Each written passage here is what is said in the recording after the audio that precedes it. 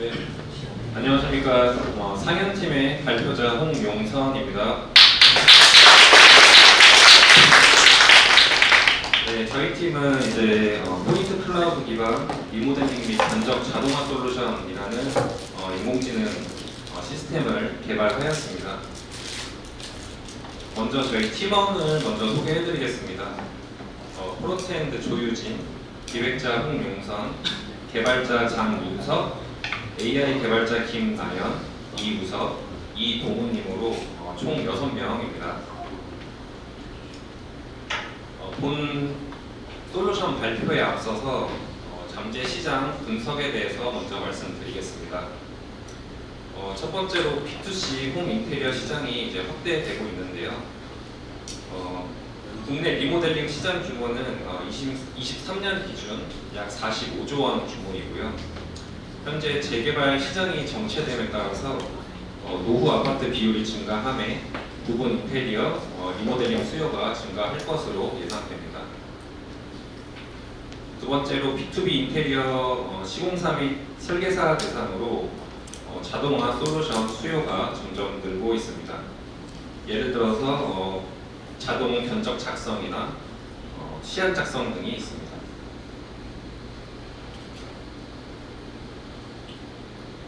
그래서 저희 팀은 기존 인테리어 리모델링 및 견적 산출 프로세스를 문제로 정의하여서 다음과 같이 이제 클라이언트의 문제와 이제 프로바이더 각 공정별 시공 업체들이 갖고 있는 이제 문제점들을 기입해봤습니다.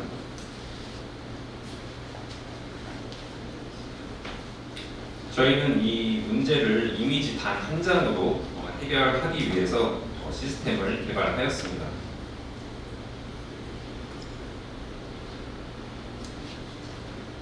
이 한 장의 이미지로 아래 프로세스를 통해서 정밀한 면적 산출, 그리고 마감재 시안, 자동 견적서 작성까지 일괄 제공하는 인공지능 기반 시스템을 개발하였습니다.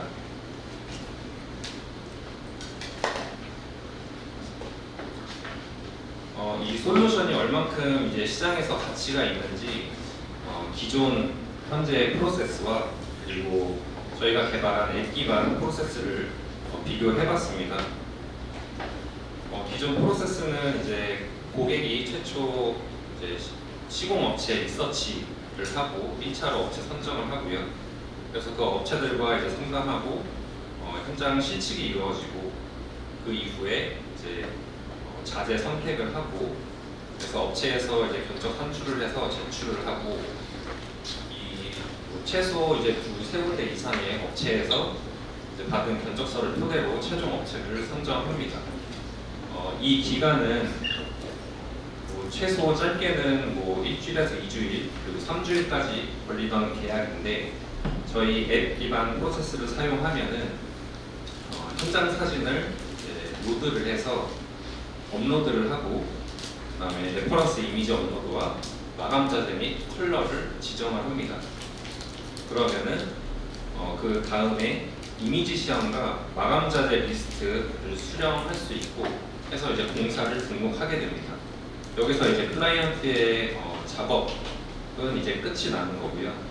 그 다음으로 이제 시공업체에서 해당 등록된 공사를 확인을 하고 이제 거기에 맞춰서 견적 작성을 해서 클라이언트에게 발송을 합니다. 이 기간은 단 3일 만에 이루어질 수 있다고 생각합니다. 그래서 3주 걸리던 계약 단 3일 만에 저희 솔루션으로 해결할 수 있습니다.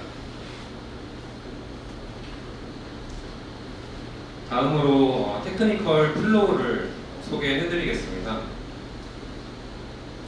정밀한 면적 산출, 마감재 시안, 자동 견적서까지 일괄 제공하기 위해서 다음처럼 3가지 스텝을 진행을 했는데요. 첫 번째는 이미지에서 포인트 클라우드 추출을 하고요. 두 번째로는 클라우드 기반 면적 산출이 되고 그리고 견적까지 산출이 됩니다. 그리고 마지막에 AI 시각화를 통해서 이제 클라이언트가 의사결정하는데 더 빠른 의사결정을 할 수 있도록 도움을 줄 수 있습니다.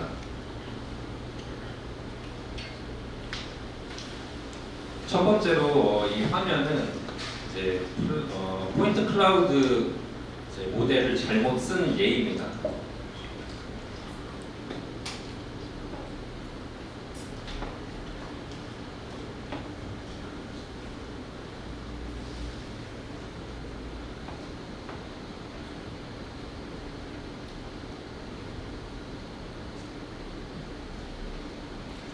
이제 포인트 클라우드별로도 이제 뭐 많은 모델이 있지만 그 성능의 차이가 있습니다. 이렇게 30장의 이미지를 이제 업로드했는데도 불구하고 이제 퀄리티가 보시는 바와 같이 해상도도 그렇고 이렇게 좀 낮은 퀄리티의 결과값을 내는 것을 볼 수 있습니다.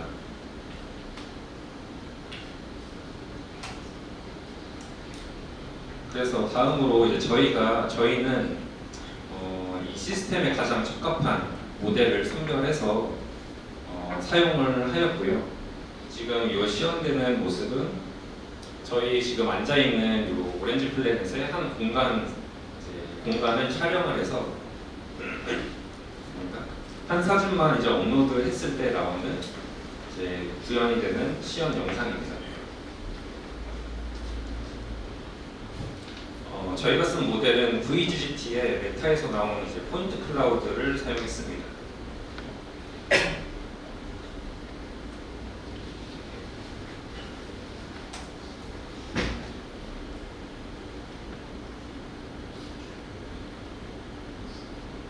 네, 다음은 이제 저희 앉아 있는 이제 뒷면에 오렌지 파크라고 있는 이 넓은 부분을 여러 장의 사진으로 분할해서 찍어도 이렇게 잘 구동이 된다는 것을 보여드리고 있습니다.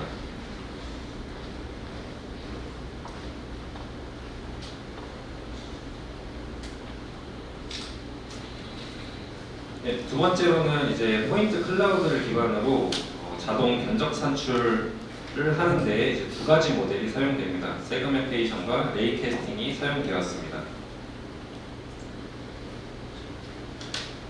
이제 세그 모델의 이제 사용 목적은 보시는 바와 같이 이제 해당 면적을 클릭해서 선택이 가능하고요. 그래서 이 해당 면적의 이미지상의 좌표를 제이슨 형식으로 주게 됩니다.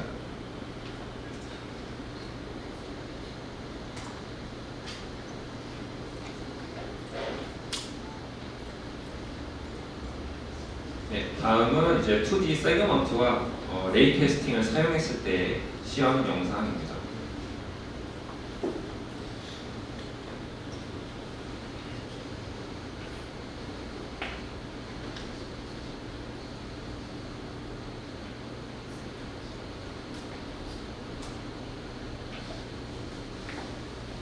이제 이제 포인트 클라우드 기반으로 산출된 면적과 그리고 제공된 마감재 및 이제 단가표 DB를 연동을 해서 최종 수량 및 견적을 산출할 수 있습니다.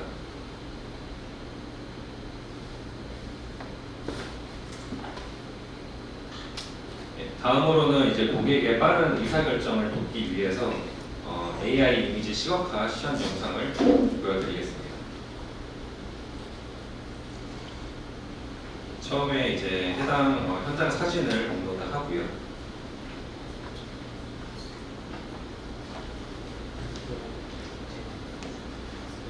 그리고 이제 소비자가 원하는 레퍼런스 이미지를 업로드합니다.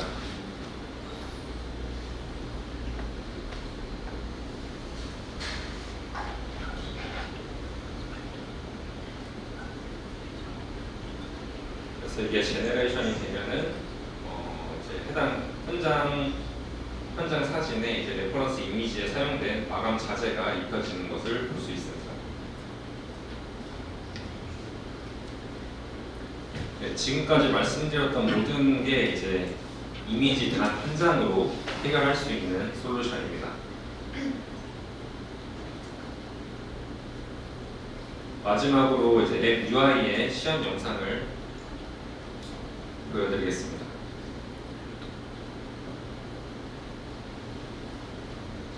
앱에서 해당 현장 사진 촬영을 하고요. 그다음에 공사가 필요한 부분을 선택을 하고 레퍼런스 이미지 업로드해서 이제 추출을 하고요. 이렇게 해서 이제 최종 견적서까지 작성이 됩니다. 그리고 하단에는 시공사 견적 비교를 할 수 있습니다. 이거는 이제 시공업체에서 보여지는 UI 화면이고요. 그동안에 이제 견적 받았던 내용들이 있습니다. 그래서 견적 수정을 통해서 세부적인 내용을 이제 시공업체에서 수정을 할 수 있습니다. 이렇게 해서 최종 견적서를 보낸 후 이렇게 채팅 방식으로 이제 클라이언트와 일정 및 기타 등을 대화를 나눌 수 있습니다. 이것으로 상현팀 발표를 마치겠습니다. 감사합니다.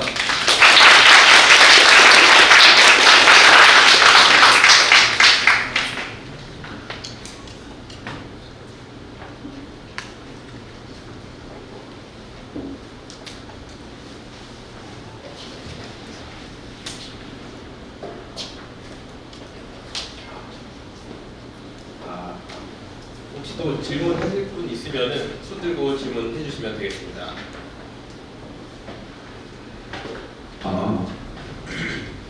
손을 들어주시면 마이크 갖다 드리겠습니다. 안녕하세요. 발표 잘 들었습니다. 제가 평가하기 좀 조심스럽긴 한데 저는 종관님이 좀 사정상 참여를 못하셔서 지금 참여를 했고요. 제가 궁금한 거는 이제 이게 어쨌든 학습 기반의 모델, 그러니까 견적서에 대한 데이터와 그 어떤 이미지가 결합이 된 멀티모델로 들어와서 그 견적이 나오는 걸 학습시킨 모델이 아니잖아요. 근데 그렇게 했을 때 이 견적서에 대한 밸리데이션이 어떻게 이루어졌는지가 좀 궁금한 것 같습니다.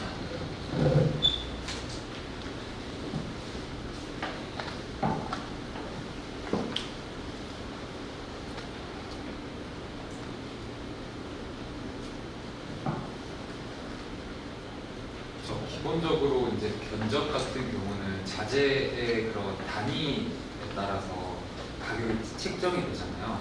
그래서 저희가 세그멘테이션 모델을 이용해서 좌표값을 얻어내는데 그 좌표값을 기반으로 저희가 면적을 산출을 할 수가 있어요. 그래서 그 면적을 산출된 면적을 기반으로 자재들의 그런 단위나 아니면 그런 단가들에 맞춰가지고 예상 견적을 이제 내드리는 서비스이기 때문에 그런 식으로 진행하고 있습니다. 그러면은 그런 어떤 여러 가지 케이스에 대해서 이 견적이 어느 정도의 신뢰도를 갖는지에 대한 혹시 테스트도 해보셨는지 궁금합니다. 저희가 일단은 샘 모델을 활용을 했고요. 어느 정도 그런 좌표값에 대한 테스트를 했는데 그 실질적으로 자재가 어느 정도 들을까에 대한 오차 플러스 마이너스에 대한 거는 한 3% 정도 이야기를 저희가 체크를 했고요. 그리고 그 레이트레이스를 통해서 저희가 알게 된 그 길이 값 자체도 3%에 들어오기 때문에 그 자재 비용 견적 내용이 어느 정도 신뢰가 있다라고 이제 저희는 판단을 했습니다. 감사합니다. 제가 설명을 해드리자면 네, 이게 실제 아까 그 추출한 포인트 클라우드 모델입니다. 여기에서 여기 아래편에 실제대가 그 110수치고요.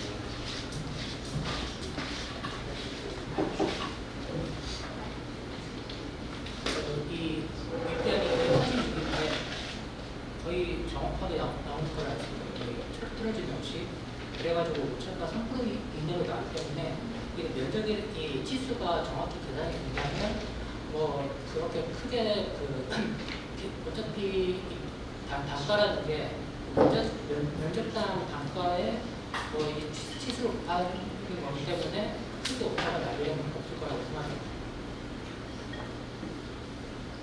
네, 이상입니다.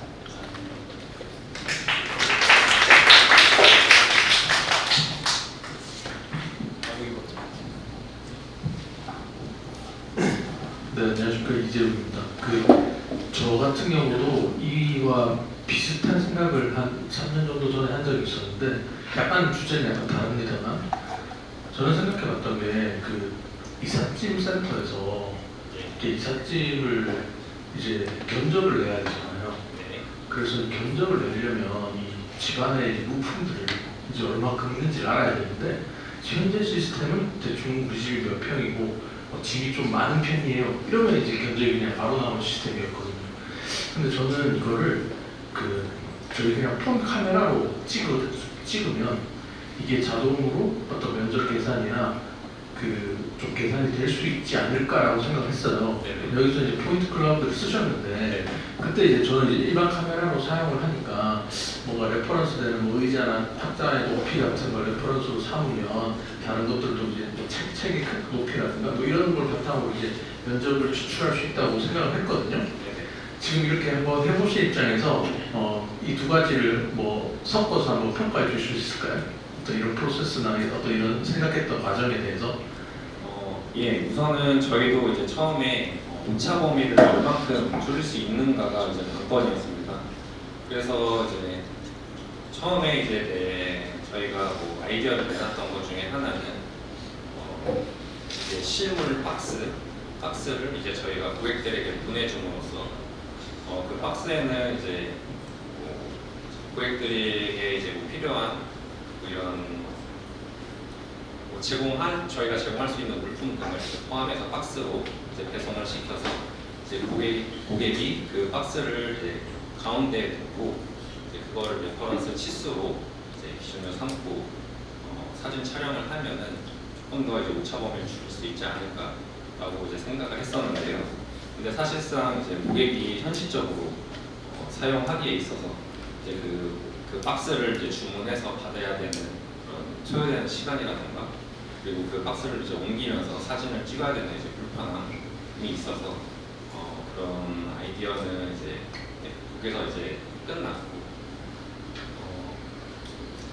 그래서 이제 어떻게 오차 범위를 줄일 수 있는 방법이 있을까 했는데 이제 저희 그 개발팀과 이제 AI 개발팀에서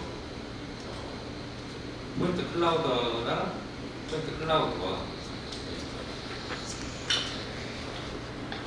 라인 테스팅을 이용해서 이제 오차 범위를 좀 많이 줄였습니다.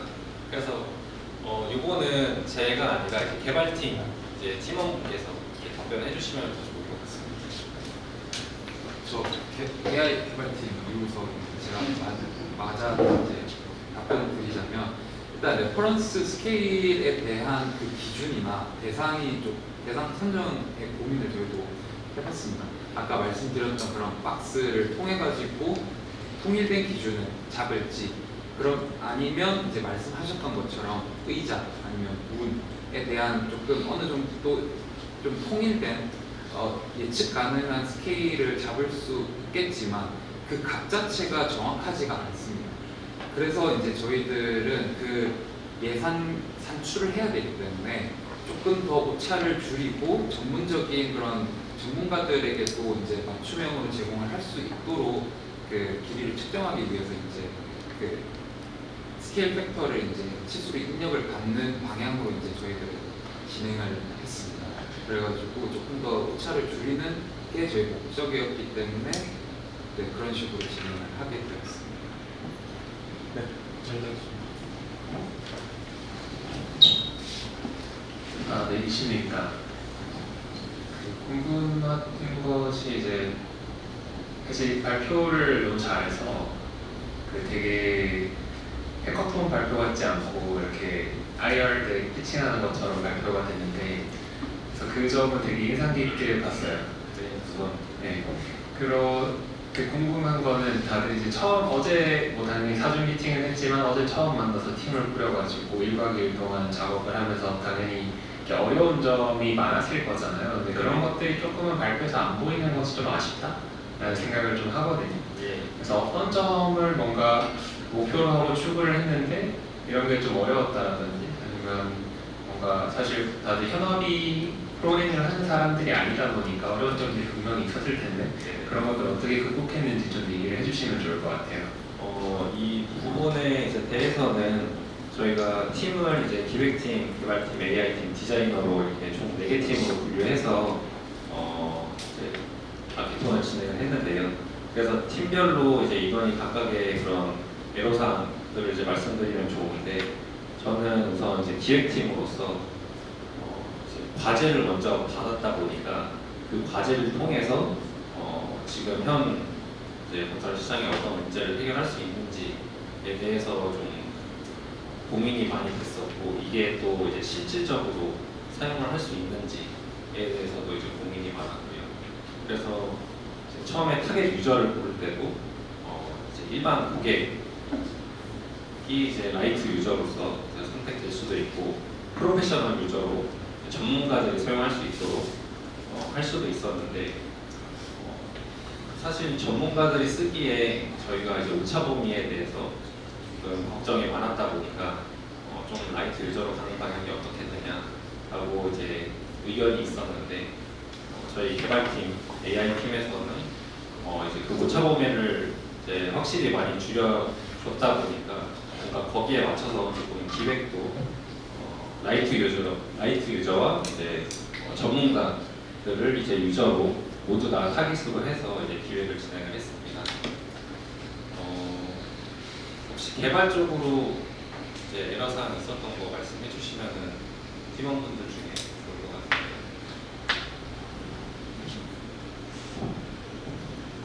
이 서비스 자체가 라이브 서비스를 구형까지 이제 그리고 승용화까지 저희가 목표를 하다 보니까 라이브 서비스를 해야 되잖아요. 근데 이런 생각보다 많은 모델들을 사용을 하게 되고 그 모델들이 좀 가벼우면서 좋은 결과를 내는 모델을 찾았어야 됐어요. 근데 그게 조금 어려웠었고 예를 들어가지고 가우시안 스플래팅이나 아니면 트라이앵글 스플래팅 같은 그 3D 리컨스트럭션 그런 모델들을 사용을 해보려고 했는데 그런 메쉬로 이제 뽑아내는 그런 모델들은 너무 무거워서 한 씬을 돌리는데 1시간이나 걸리더라고요.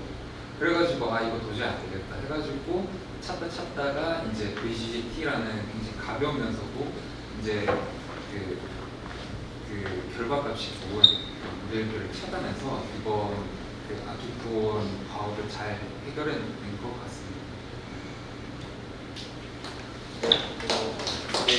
서비스를 구축을 하려면 그 API를 이용해서 전체 파이프라인을 이어야 됐었는데 그 과정까지는 저희가 수련을 못하지 않았나라는 생각이 들긴 합니다. 지금은 이게 다 사실 다른 화면들이랑 이 기능들이 조금은 파샬하게 뿌려져 있는 거죠. 네. 연결이 다 됐거나. 네. 네, 이렇게 해서 여기 잘 발표해주신 용선님께 다시 한번 큰 박수 부탁드립니다. 이제 두 번째 팀 발표 준비해 주시면 될 것 같습니다.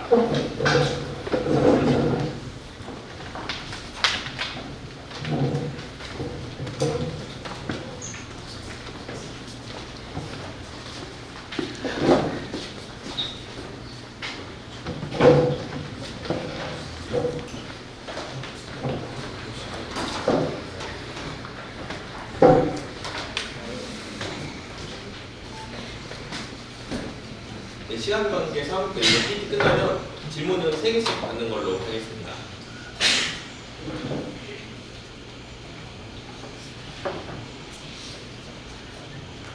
네, 중간팀 발표 시작하도록 하겠습니다.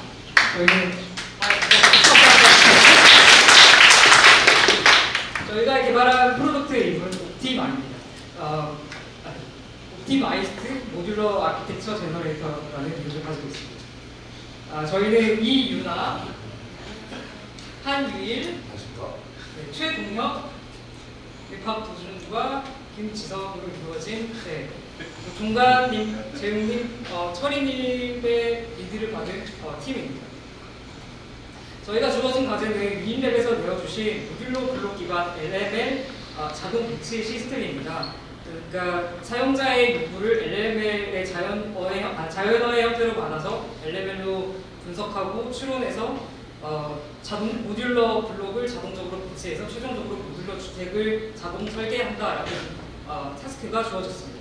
저희는 이 과제를 이와 같이 해석을 했습니다. 먼저 모듈러의 크기를 3m by 3m로 기준을 잡고 이 한 유닛을 주어진 조건으로 보고 또 이제 이외의 사이트를 지정한 후에 그 사이트가 가지고 있는 어떤 대지의 현황들, 방위, 필재 형상, 도로 환경 같은 것들을 설계의 조건으로 설정합니다.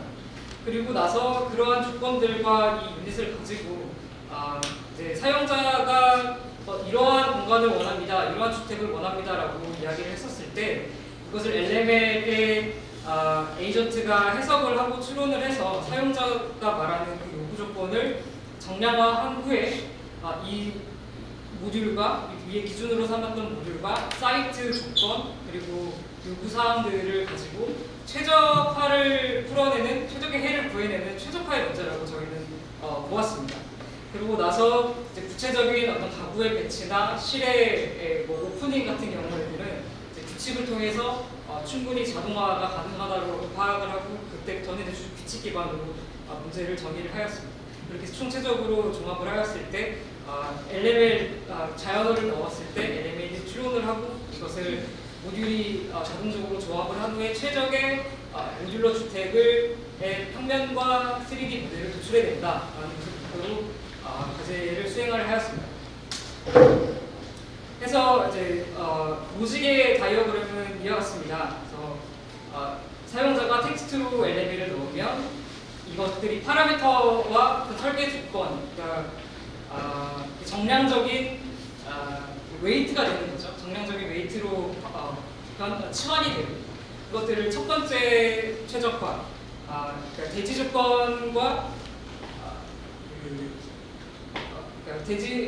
그렇게 해서 나온 파라미터들, 모듈 조건, 이렇게 실의 구성이라든지 어떤 모듈의 파라미터들이 사이트에 맞게, 사이트의 조건에 맞게 최적화되어 구성되어지는 게 첫 번째 최적화 문제. 그리고 두 번째 최적화 문제는 그렇게 해서 나온 형상들, 주택의 외곽선들 안에서 실의 기능들을 다시 재배치한 최적의 배치를 찾아내는 것이 두 번째 최적화 문제. 그리고 세 번째는 그렇게 해서 실이 구획이 되고 주택의 외곽이 나왔을 때 각 실에 들어가는 실의 기능에 맞는 가구들이 자동적으로 배치되고 또 뚫려야 되는 곳은 뚫리고 막혀야 되는 곳은 막히는 그 오프닝을 규칙 기반에서 자동적으로 해결을 해주는 것이 세 번째 문제였습니다. 그래서 최종적으로 2D 평면과 3D 모델의 이미지를 도출해내는 것이 그런 플로우를 가지고 있습니다. 그래서 클라이언트는 그 텍스트로 이제 요구 조건을 이야기를 합니다. 그래서 저희는 그 오픈 AI GPT 모델을 사용을 하였고 그것들을 말씀드렸듯이 로직으로 변수를 이제 가지고 갑니다. 그래서 그 이제 입력하는 말들은 예를 들어서 이런 것들이 있습니다. 4인 가족 두 어른과 두 무슨 의미 있는 집의 필요 공간들을 구성해줘라고 하면 저희는 이것을 하나의 리빙룸의 모듈 하나, 키친 모듈 하나, 엔트리 모듈 하나, 베드 모듈 하나 이런 식으로 각 실의 모듈의 구성과 그것들의 개수를 결정하게 됩니다.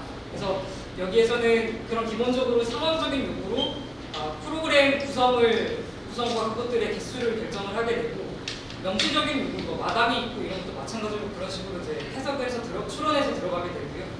이해뿐만 아니라 추상적인 프라이빗했으면 좋겠어, 채광이 밝았으면 좋겠어 라고 했었을 때 저희가 그것을 남쪽이면은 채광이 더 많이 들어올 테니 가중치를 더한다든지 프라이빗했으면 좋겠어 라고 했었을 때 거실과 방의 거리가 멀어지면 가중치를 더해서 값을 더 이제 선택할 수 있고 그것이 선택될 수 있도록 이제 유도를 한다든지 그런 식으로 이제 스코어를 주는 방식으로 저희 파라미터들을 결정을 하였었습니다. 그렇게 해서 조건들이 세팅이 되고 나면은 본격적으로 최적화 문제로 들어가게 됩니다. 첫 번째 문제를 풀었을 때는 주택의 규모, 그리고 형태 이거를 자동적으로 결정을 하고 그것들을 사이트 내에서 고객들이 사이트의 그 상황에 맞게 최적으로 배치되는 것들을 알고리즘을 도준 친구가 소개를 해드립니다. 네. 네, 저 첫 번째는 아웃라인 플랜으로 진행이 됩니다. 모듈러 건축을 하는데 왜 모듈러 주택을 설계를 하는데 왜 아웃라인이 먼저 나오지라는 의문이 좀 드실 수도 있습니다. 근데 저희가 이제 시공 사례나 모듈러 건축, 주택 모듈러 건축을 하는 회사들을 좀 조사를 해봤을 때 맨 처음 나오는 게 모듈러를 활용한 공간의 구성부터 시작이 된 경우가 많았습니다. 그래서 저희는 아웃라인 사이트 내에 최적의 방향을 찾고 그 최적의 방향에서 사용자들에게 더 좋은 공간 경험을 이끌어내기 위해서 아웃라인 플랜을 먼저 진행을 하게 되었습니다. 맨 첫 번째 플랜 같은 경우는 모듈 배치를 위해서 그리드를 배치하는 것입니다. 그리드를 배치하기 위해서는 사이트 외곽선을 이용해서 기준선을 하나 뽑아야 되고요. 모듈 그리드 크기를 집어넣어서 그리드를 만들어야 됩니다. 그래서 그렇게 만든 그리드를 향해서 첫 번째 시작점을 정한 다음에 모듈을 배치합니다. 모듈의 배치는 상하좌우로 진행이 되고요. 그리고 그 중에서 제약을 넣어서 확장을 하게 됩니다. 제약 같은 경우는 모듈러가 혼자 떨어지지 않게 면과 면이 꼭 닿아야 한다라는 간단한 규칙을 가지고 있고요. 그래서 랜덤으로 확장되어 모듈러가 되기 시작합니다. 모듈러 건축이 됩니다. 그래서 이 스타트 포인트를 어떻게 잡느냐가 저희의 이제 가장 큰 문제점이었다고 생각을 합니다. 그래서 저희는 그리드 셀의 중간 포인트를 하나씩 다 잡아서 그 셀마다의 중간 포인트와 저희가 찾아놓은 계산값들을 하나씩 대조하여서 점수를 매겨서 최적의 값을 찾기 위해서 노력을 했습니다. 그래서 일상, 프라이버시, 마당, 조망 이렇게 4가지 기본 점수를 도출해내고 그리고 LLM에서 받아온 텍스트 값을 저희 가중치로 또 넣어서 사용자는 이 부분을 더 원해 라고 했을 때 더 좋은 값을 최적값으로 만들어서 이렇게 최적의 점을 시작점으로 잡고 진행이 됩니다. 그리고 이제 모듈 배치를 시작을 합니다. 모듈 배치를 위해서는 공간 사용자의 LLM을 분석을 하여서 이런 옆에 보이시는 7가지 다양한 배치 제약을 걸어놨습니다. 그래서 랜덤 배치 후에 10번, 20번, 100번까지 랜덤 배치를 진행한 후에 그 중에서 최적의 점수가 나온 그 배치로 진행이 되게 되었습니다. 네, 저희가 이제 이거는 저희가 만든 로직이고요. 이걸 넣은 이유는 저희가 이번에 로직을 처음 만져보는 친구도 있고 파이썬도 처음 만져보는 친구도 있어서 이만큼까지 노력을 했다라는 걸 좀 보여드리고 싶어서 넣어놨고요. 이게 이제 완성된 작품 아웃라인 배치입니다. 옆에 이제 프라이빗한 공간 혹은 넓은 마당 이런 텍스트를 넣으면 각각에 맞춰서 이렇게 진행이 되게 됩니다. 그리고 저희 발전을 위한 실패작으로 한 발 더 나아갈 수 있었다라는 거 말씀하고 다음으로 넘기겠습니다. 저희 팀 같은 경우에는 방금 앞선 팀이 나온 말이에요.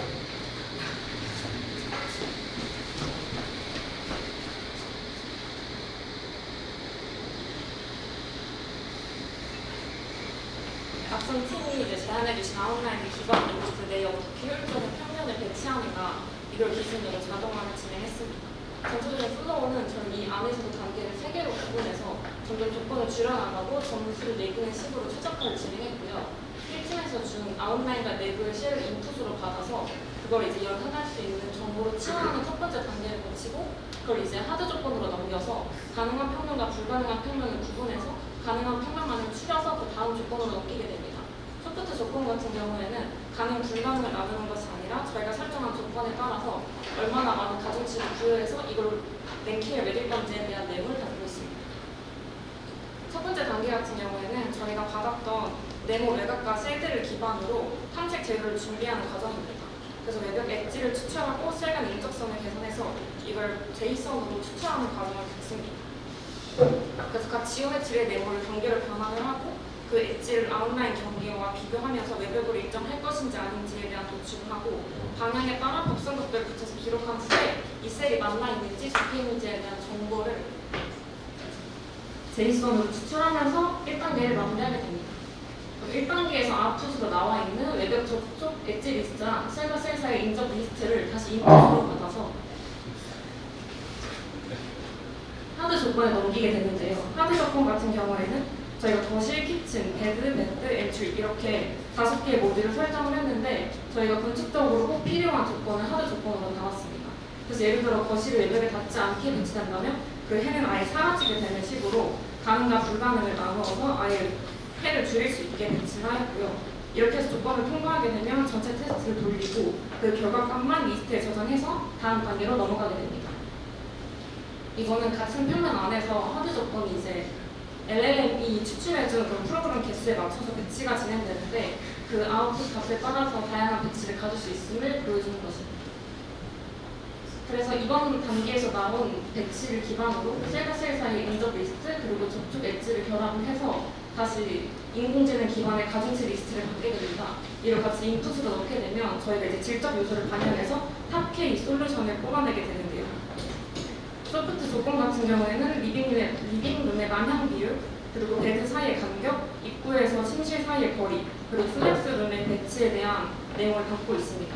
이거 역시 인공지능이 프롬프트를 입력한 값에 사용자에게 맞는 가중치가 나오게 되고 이거를 곱셈해서 통합으로 내면서 랭킹을 하게 되고 그렇게 되면 이제 상위 몇 개를 할 건지 여기 인풋에 넣게 되어 있는데 그 값에 따라서 정보와 함께 그 결과값이 나오게 됩니다.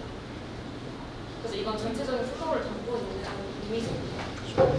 그래서 예를 들면 난 집에 애기가 있는데 애들이 독립심이 강해. 그래서 각자 방을 주고 싶고 거실에 컸으면 좋겠어. 이런 인풋이 들어오게 되면 그걸 기반으로 방이 비교적 떨어져 있는 배치 그리고 비교적 큰 거실 이런 식으로 인풋에 적절하게 배열된 조건에 맞춘 평면이 도출되는 상황입니다. 네, 지금부터 가구 자동 배치에서 말씀드리겠습니다. 우선적으로 가구 데이터 셋을 작성을 하는 것으로 가구 배치 프로세스가 시작이 됩니다. 세트의 구성 형식 예시는 우선적으로 이 가구가 어느 프로그램에 배정이 될 것인지 그리고 그 가구의 이름은 어떤 것인지 그리고 사이즈는 어떻게 되는지 이 세 가지의 기본 데이터 셋으로 전체적으로 구성이 되고요. 작은 스케일, 작은 이제 쓰레기통에서부터 큰 스케일의 냉장고 그리고 옷장 같은 다양한 스케일의 가구를 배치를 하고자 했습니다. 그리고 두 번째로 저희가 어쨌든 사이즈에 대한 데이터가 있었기 때문에 방의 면적을 고려하면서 이제 배치가 진행이 되어야 한다고 생각을 했습니다. 그래서 우선적으로 프로그램마다 꼭 필요한, 꼭 들어가야만 되는 가구를 선정을 하고 그것과 인접해야 하는 인접성에 관련된 인접해야 하는 가구를 이제 우선적으로 선정을 하고 그 이후에 남은 공간의 가구들을 배치하면서 면적을 고려한 가구 배치를 진행하고자 했습니다. 사실 이 인접성이라는 부분에서 LLM이 사용이 될 여지가 충분히 있었다고 생각을 하는데요. 사실 몇 시간을 좀 LLM을 공부하면서 좀 해봤는데 아무래도 처음 하다 보니까 굉장히 어렵더라고요. 그래서 우선적으로는 이제 더미 가구상을 임의로 수동으로 설정을 하고 이후에 이제 프로세스를 진행했습니다. 주어진 가구 데이터셋과 그리고 인접성이라는 조건을 가지고 가구 배치가 자동적으로 배치가 되는데요. 이런 두 번째 단계에서 그 프로그램의 구성으로부터 이제 가구로 인한 평면이 자동적으로 형성이 됩니다. 그리고 단순히 2D 평면으로부터 평면에서 끝나는 것이 아니라 준비된 가구의 Z값 그리고 평면의 Z값을 활용해서 3차원 모델링 화까지 진행을 하고자 했습니다. 앞서 이제 팀원분이 잘 설명을 해주셨지만 간단한 프롬프트를 작동하는데도 나름 구체화된 공간 구성을 확인할 수 있었습니다.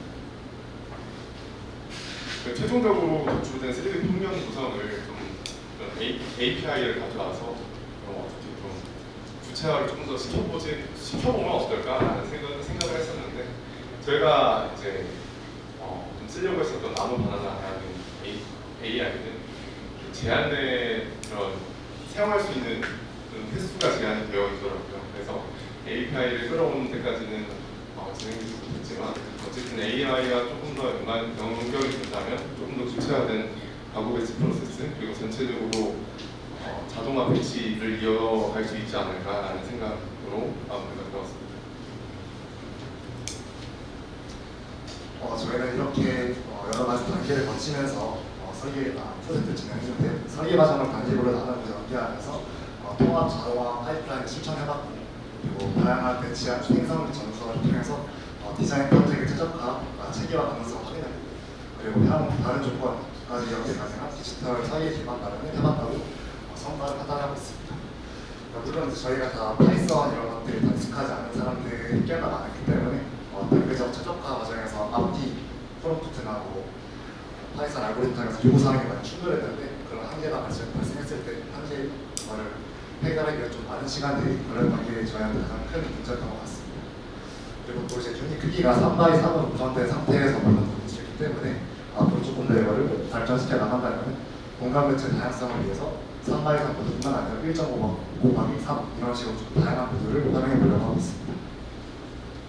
마지막으로 저희가 이거를 실제로 어떻게 구동되는지 한번 확인을 해보고 발표를 마치도록 하겠습니다.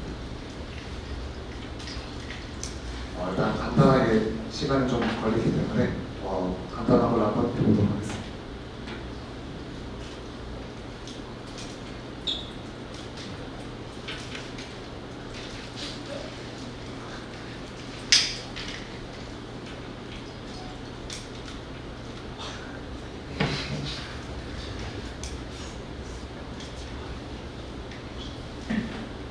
나는 독신이지만 거실이 넓었으면 좋겠어.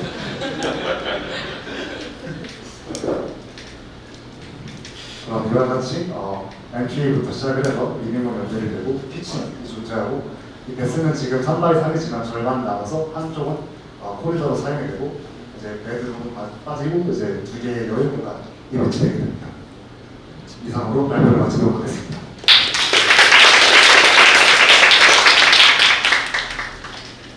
질문 있는 분은 손 들고 마이크가 없는 관계로 생목으로 질문해 주시면 되겠습니다. 질문 혹시 있으신가요? 예. 혹시 가중치 아까 말씀하셨는데 그 프롬프트를 써서 가중치가 계산되게 되는 건데 어떻게 계산되는지 확인해 보시나요? 예를 들어서 나는 독신이지만 거실이 넓었으면 좋겠어 라는 걸 치면 뭐 1조 같은 거는 얼마 가중치가 들어가고 이런 거에 대해서 분석을 해보십니다. 일단 여기서는 많이 드러나지 않는 프롬프트를 쓰긴 했지만 원래 같은 경우에는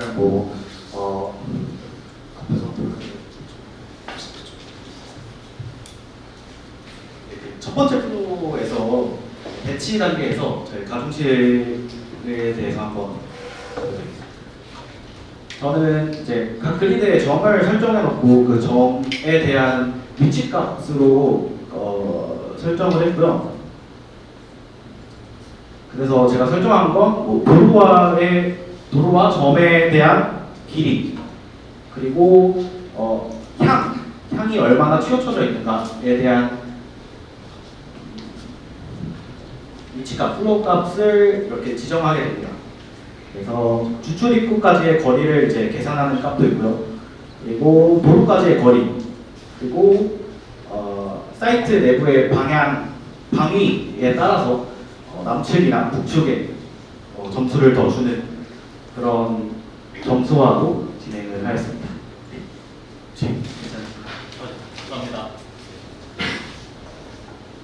네, 상현님. 저는 모듈러를 이제 어찌됐건 주제로 잡으셨는데 실질적으로 저희가 볼 수 있는 모듈러 같은 경우에는 정사각형 큐브가 아닌 형태가 더 많잖아요. 근데 그럼에도 큐브 형태로 잡은 이유가 있는지 일단 궁금하고 사실 큐브로 잡아서 오히려 그런 가중치 문제들이 좀 더 해결하기 어려웠을 수도 있겠다라는 생각이 들거든요. 그래서 그런 부분들은 어떤 식으로 해결하셨는지 좀 궁금합니다. 사실 이번 모듈을 결정하는 데 있어서 정관님께서 모듈은 3x3 이게 차에 실어야 되기 때문에 3x3이 기본 단위이다 라고 사실 저희한테 이미 그렇게 정답처럼 제시를 해주셨습니다. 그래서 시작 포인트가 이미 거기서부터 시작이 됐었고요. 저희가 논의를 하면서 사실 평면이 자유롭고 창의적으로 나오려면 이거를 유닛으로 4분의 1을 해서 분할해서 다시 조합할 수도 있고 혹은 뭐 직사각형으로 해서 여러 배치들을 해볼 수도 있지 않느냐라고 이야기는 나왔으나 저희가 그러면 일단은 시작을 해야 되니까 제시된 3x3부터 시작을 하고 결론을 어떻든 내보자라고 했는데 더 해볼 여지 없이 이렇게 결과가 시간에 맞게 나왔습니다. 심사위원. 이쪽이지. 약간 그냥 저는 이견 제시인데요. 예를 들어 저 결과의 경우에는 엔트리가 너무 크잖아요. 엔트리가 크다고요, 네. 지구가. 그리고 방은 좀 상대적으로 3x3이니까 작고 그래서 사실 뭐 딱히 저 모듈의 벽에 있을 수 있는 때문에 그런 것까지는 고려를 해서 벽을 살짝 밀어가지고 모듈을 제작하는 그런 것까지 발전이 됐으면 좀 더 좋은 결과가 되지 않을까 싶습니다. 네, 정말 감사드립니다. 사실 저희도 이렇게 만들면서 이렇게 제약 조건이 막 몇 시까지가 사실 돼야 현실적인데 그렇게 다 할 수 없고 뭐 많아봤자 5개, 6개이고 그래서 사실은 저렇게만 바로 설계가 될 수 없지만 물론 고도화해야 되는 여지가 아주 많이 남아있지만 정해진 시간 내에서 약간 설득력 있는 조건들을 우선적으로 배치하고 나온 결과의 최선이 사실 이 모양입니다. 정말 맞는 말씀이시고 저희는 그 방향으로 고도화를 해야 된다고 동의하는 바입니다. 지금 짧게 코멘트 하나만 네. 드리고 싶은데 저는 이제 종관님이 몸이 안 좋으셔가지고 사전 미팅 때 갔었잖아요. 네. 그래서 종관님 말씀하시다가 힘드셔가지고 가고 그랬는데 이제 그때 사실 되게 걱정을 많이 했어요. 왜냐하면 이게 사실 그냥 현업에 있는 사람으로서 개발 잘하는 사람 3명부터 한 2달 달라고 할 일이긴 하거든요. 편하게, 그러니까 일정하게 잠을 잘 자면서 일을 하기 위해서. 근데 이거를 지금 개발 별로 안 해본 사람들이 1박 2일 만에 프로빙하기 너무 힘든 문제이기 때문에 어떻게든 끊어내서 어떻게든 해내서 이거를 연결시켜서 끝냈다는 거에 되게 높은 점수를 주고 싶고 그러니까 저한테 이 문제는 되게 안 참신한 문제인데 여러분들이 푸는 그 상황은 되게 참신했어요. 그래서 되게 높은 점수를 주고 싶었다. 그리고 여기서 얻은 교훈을 가지고 이게 끝이 아니었으면 좋겠어요. 그래서 계속 하시면 더 배울 게 많은 이틀을 보내신 것 같아서 응원을 하는 마음에서 코멘트를 남기겠습니다. 감사합니다. 이 문제를 내신 유민랩에서는 어떻게 보셨는지 궁금합니다. 안 그래도 제가 한번 말씀 드려야겠다고 생각을 했는데 우선 저랑 이제 종관님이랑 이제 같이 문제를 준비를 하면서 이 문제를 과연 진짜 이틀 만에 다들 끝낼 수 있을까라는 생각을 많이 하면서 질문을 만들었었거든요. 근데 어떻게 보면 굉장히 좀 계신 분들한테 좀 익숙한 토리 그래스퍼를 사용을 해서 이 정도 구현을 하신 게 굉장히 좋은 선택이었다고 저는 굉장히 좋게 느껴집니다. 왜냐면은 저희 팀이 준비를 했던 내용에서도 약간 이제 다른 방식으로 이따가 보여드리겠지만은 구현을 했던 부분들이 있어서 거기서 오는 시행착오들이 굉장히 많았는데 약간은 익숙한 툴로 작업을 해주셔서 오히려 더 좋은 퀄리티로 이전에 신우님께서도 말씀하셨듯이 뭔가 이 두 팀이 하나로 뭉쳐서 하나의 서비스를 만들어냈었으면은 만들어낼 수도 있겠죠. 그렇게 된다면은 너무 좋을 것 같다는 생각이 들었습니다. 수고 많으셨어요. 감사합니다.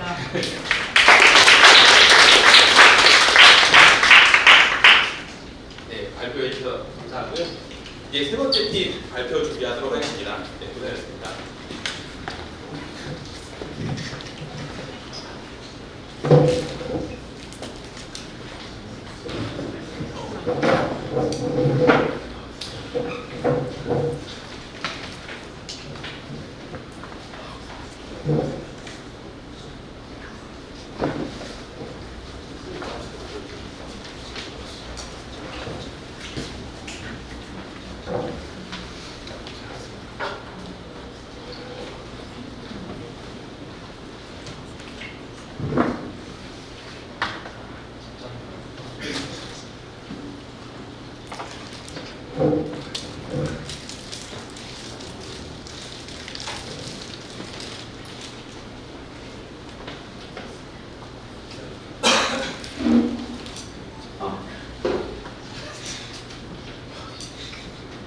네, 발표 시작하도록 하겠습니다. 저는 잔잔바리 팀의 첫 번째 발표를 맡은 고관이라고 합니다.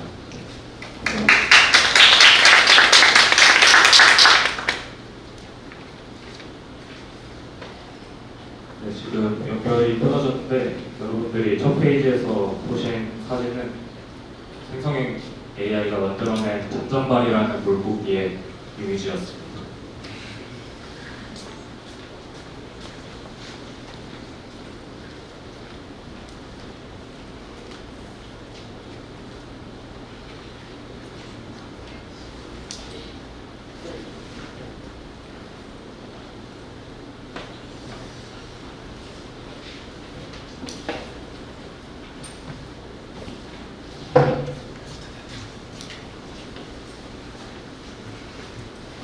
이어서 하도록 하겠습니다. 잔잔바리라는 말이 부정적으로 들릴 수 있겠지만 저희는 이 프로젝트를 할 때 좀 저희만의 좀 잔잔한 지식들을 바탕으로 건축가들의 좀 소소한 고민들을 해결해 주고자 하는 생각으로 이 프로젝트를 하기로 했기 때문에 팀명을 잔잔바리라고 지었고요. 또 기존에 이 모델링을 만들고 그 모델링을 기반으로 어떤 이미지를 만들어내는 좀 고착화된 그런 프로세스랑 다르게 저희는 모델링하고 이미지가 좀 상호 보완적인 관계에서 서로 왔다 갔다 하면서 같이 향상될 수 있는 그런 목표를 가지고 프로젝트를 진행했습니다. 저희는 페르소나를 AI와 혹은 인터페이스와 함께 설계를 하고 싶은 건축가로 설정을 했고요. 건축가라고 하면 보통 자기 설계를 할 때 자기 통제를 잃어버리지 않고 싶은 생각과 함께 그리고 자기의 작업을 더 효율적으로 진행하고 싶은 그런 욕심을 가지고 있다고 생각을 해서 그런 니즈를 파악해서 그 니즈를 해결하기 위한 인터페이스를 만들어주는 것을 프로젝트 목표로 삼았습니다. 그렇게 해서 저희는 웹 인터페이스와 라이너 인터페이스 이 두 가지 인터페이스를 만들고 그리고 그 사이를 연결해주는 알고리즘을 추가해서 작업을 진행했는데요. 이 작업들은 저희가 세 가지 파트로 크게 구분을 해서 진행을 했고 그 중에서 제가 발표를 맡은 이 첫 번째 웹 인터페이스 파트 같은 경우에는 저희 조의 멘토님들이 좀 주도적으로 작업을 해주셨고 그 작업해주신 내용을 저한테 설명을 해주셔서 제가 부족한 이해를 바탕으로 대신 발표를 맡게 되었습니다. 웹 인터페이스 같은 경우에는 클로드를 기반으로 제작을 했고 이 클로드의 아티팩트들이 호환이 잘 되지 않는다는 단점을 보완하기 위해서 웹에서 세션 스토리지를 이용해서 이 아티팩트들을 좀 묶어주는 식으로 작업을 진행을 했고요. 그렇게 해서 만들어진 인터페이스가 지금 여러분이 보고 계시는 화면에 있는 인터페이스인데 아까 저희가 설정한 페르소나 이제 인터페이스를 활용하는 건축가는 이 각 공간들의 관계를 설정할 수가 있게 됩니다. 그 관계는 지금 화면에 있는 빨간색 선으로 그래프로 표현이 되게 됩니다. 또한 유저가 이제 평면에 있는 공간들을 직접 드래그로 움직여서 배치를 할 수 있는데요. 이전에 설정한 공간 간의 관계도를 바탕으로 이 관계도가 충족이 되게 된다면 이 평면 안에 있는 공간의 텍스트가 초록색으로 변화하게 됩니다.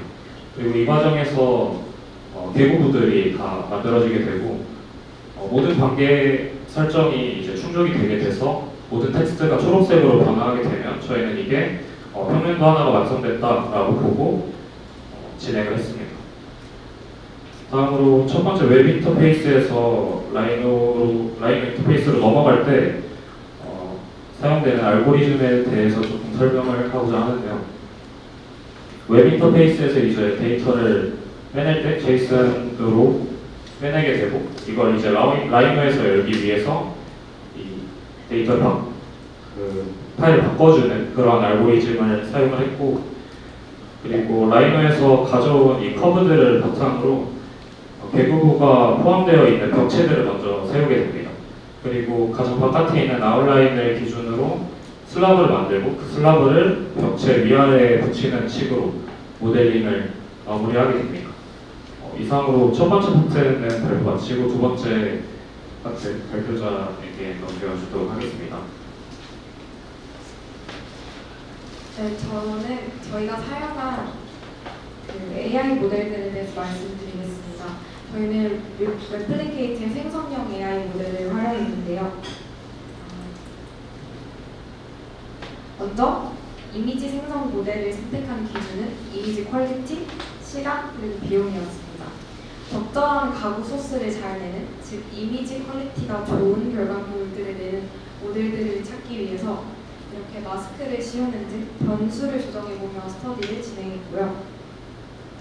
이런 식으로 진행을 했고, 결국 이 스터디를 바탕으로 저희는 사용자 경험을 우선으로 해서 빠르면서도 프롬프트를 잘 따르는 모델을 선택했습니다. 이 모델이 인테리어를 가장 빠르게 생성하면서도 다양한 각도에서도 일관된 결과를 잘 만들어냈습니다.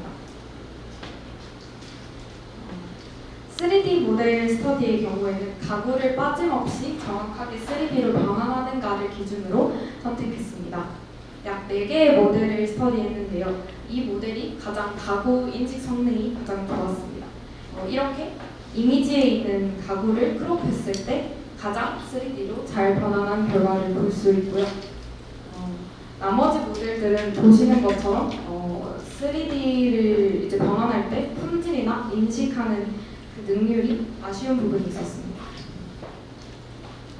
이제 저희 시스템의 이미지와 모델링이 공간과 소통하는 순환 과정을 보여드리겠습니다.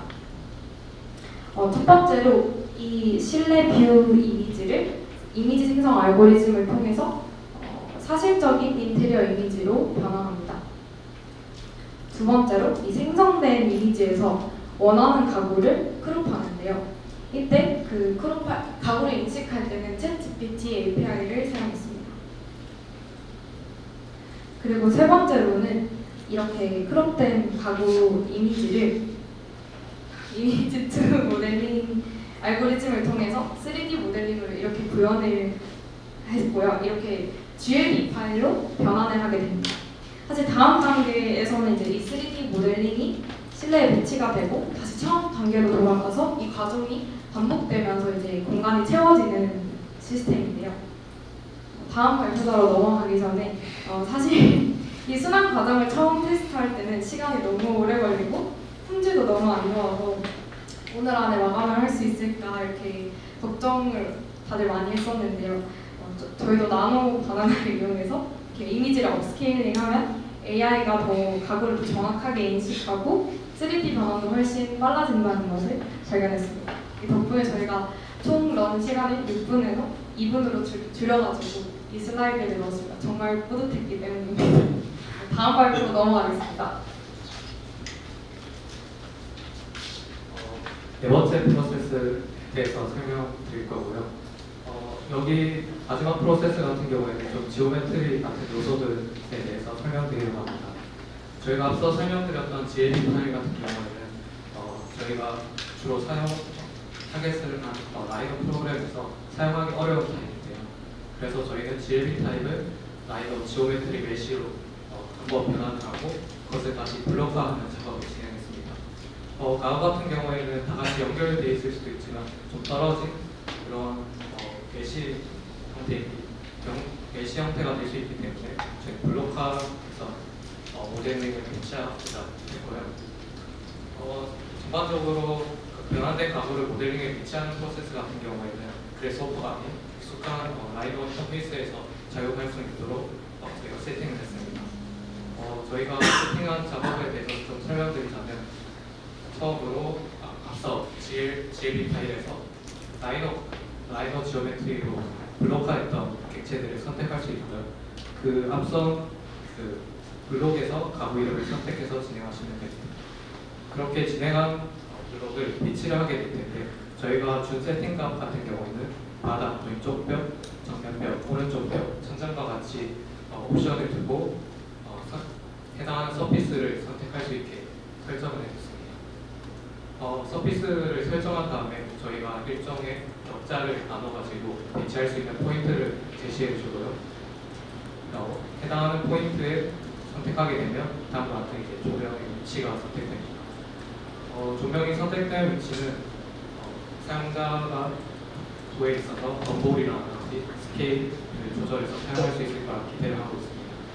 지금 보여드린 사례는 지금 바닥에 배치한 것이지만 앞으로 뭐 조명이라든지 이렇게 부엌의 가구라든지 그런 것들도 전반적으로 서피스에 붙을 수 있게 계획되었다고 보시면 되고 이제 의자가 지금 뒤집어져 있는데 다음과 같이 서피스의 수직인 벡터 방향으로 비치가 된다고 보시면 됩니다.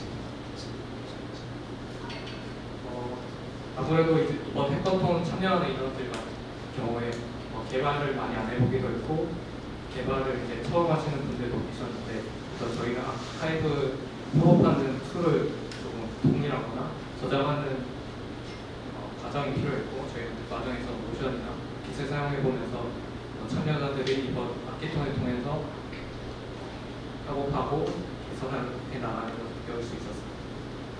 저희 최종 프롬프트에 대해서도 좀 설명드리자면 저희는 원하는 결과물 이미지를 만들기 위해서 챗GPT한테 맡겨서 저희가 원하는 이미지에 대한 템플릿을 써줬고요.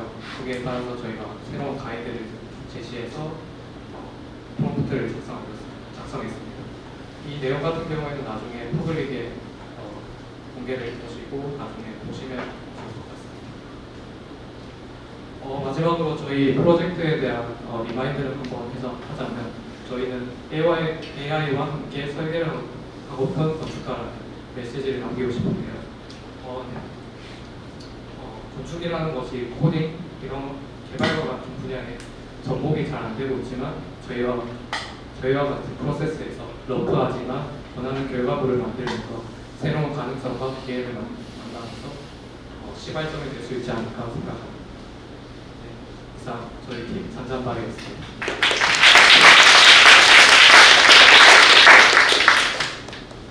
네, 질문 있는 분은 손 들어서 질문해 주시면 되겠습니다. 제가 먼저 말씀드리겠습니다. 제가 아까 처음에 말씀을 좀 못 드렸는데 무박하셨다고 들었습니다. 그래서 정말 다들 고생하셨고 고생하셨습니다. 그래서 제가 이번 여기 팀 프로젝트는 되게 재밌게 봤습니다. 되게 재밌게 봤다는 게 꼭 뭐 어떤 거 특강으로 의미하진 않지만 어쨌든 저는 재밌었고요. 근데 제가 궁금한 건 혹시 여러분들께서 시간 내를 훨씬 더 가졌다면 어떤 것까지 하고 싶으셨었는지가 전 좀 더 있을 것 같긴 하거든요. 그래서 그거에 대해서 이야기 좀 듣고 싶습니다. 저희가 프로젝트를 크게 세 가지 갈래로 진행했는데요. 이 세 가지에 대한 연결성이라든지 그런 것들이 좀 부족함에 좀 아쉬움이 있고요. 이미지에 해당하는 오브젝트를 꺼내서 배치하는 프로세스 같은 경우에 실제 이미지에서 나온 정확한 위치와 추출한 오브젝트를 똑같은 위치에 위치시킬 수 없었을까라는 거에 대한 좀 아쉬움이 가만 있었고요.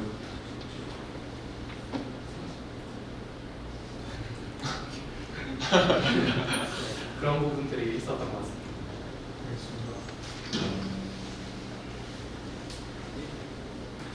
저는 질문이 두 개가 있는데요. 일단은 아까 이미지에서 3D라는 루프를 만드신 게 되게 흥미롭더라고요.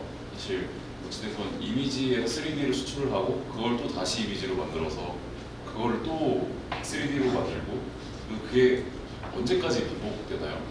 끝나는 시점이 사용자가 많은 때까지. 아 그러면은 사용자가 계속 선택을 하게 되는 건가요? 네, 이게 특정 프로세스가 막 자동화돼서 확확 되는 게 아니라 네. 그 단계에서 나 이미지 마음에 든다 하면 가구 추천해주고 그런 식으로. 몇 번쯤은 오류도 있었을 것 같은데 네, 엄청 많이 나오고 사실 이 기린 같은 경우 원래 기린이 아니고 근데 네, 오류가 이제 많이 나는데 여기를 해결하는 게 스케일링 이런 기법이라서 모델이 사실 그 3D로 만드는 이미지를 생성할 때 원래 다른 모델을 썼었는데 제일 시간이 많이 걸리고 그게 사실 좀 더 퀄리티가 높았거든요. 엄청 시간이 많이 걸려서 그걸 제외하고 다른 모델 선택하고 이랬었어요. 이거는 되게 약간 열린 질문일 수도 있는데 인터페이스를 사용하는 건축가라는 게 어떤 거를 의미를 하시는 건가요?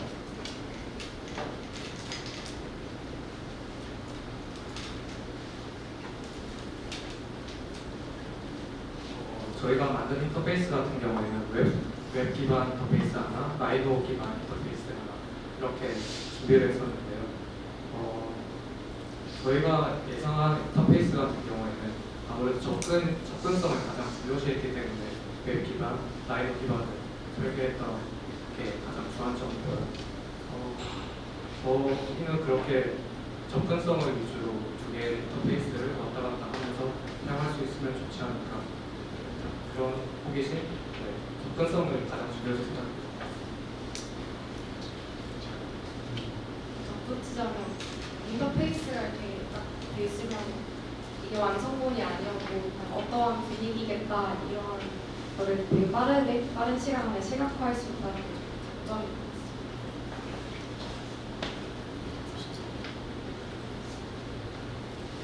그 앞부분에 7개 정도 있었거든요.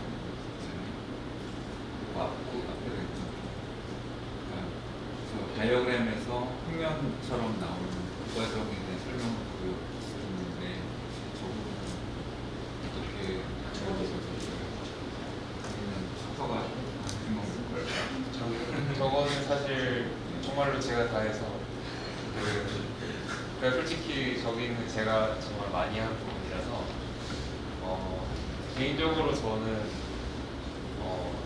해커톤 할 때는 안 해봤던 짓을 한 번씩 하는 편인데 태어나서 처음으로 소위 바이브 코딩이라는 걸 해본 거예요. 그래서 저 정도로 만들 수 있나? 사실 이번에 양수인 소장님네에서 말로 하는 건축가 하시는 거 보면서 클로드 인터페이스로 이런 거 만들어서 할 수 있는데 그쪽에서 이제 한계로 걸렸던 게 그 아티팩트 사이에 소통이 거의 불가능하잖아요. 그래서 지스도 뽑아서 이렇게 집어넣고 이런 과정들이 되게 불편하니까 그런 것들 외부로 연결해서 만들면 좀 더 스무스하게 만들 수 있지 않나 이러면서 구현을 했던 것 같고 근데 거기 한계도 좀 많이 느꼈던 거는 이게 제가 실제로 개발할 때는 저렇게 막 이렇게 가서 스냅 붙는 거 이런 것들이 조금 더 관계를 엄밀하게 설정할 수 있는데 이제 얘네들이 1대1 스냅은 굉장히 잘 잡지만 하나 붙은 상태에서 쭉 슬라이드해서 옆방에 붙어야 될 때 그런 것들에 대해서 복합적으로 코딩이 안 돼 있으니까 좀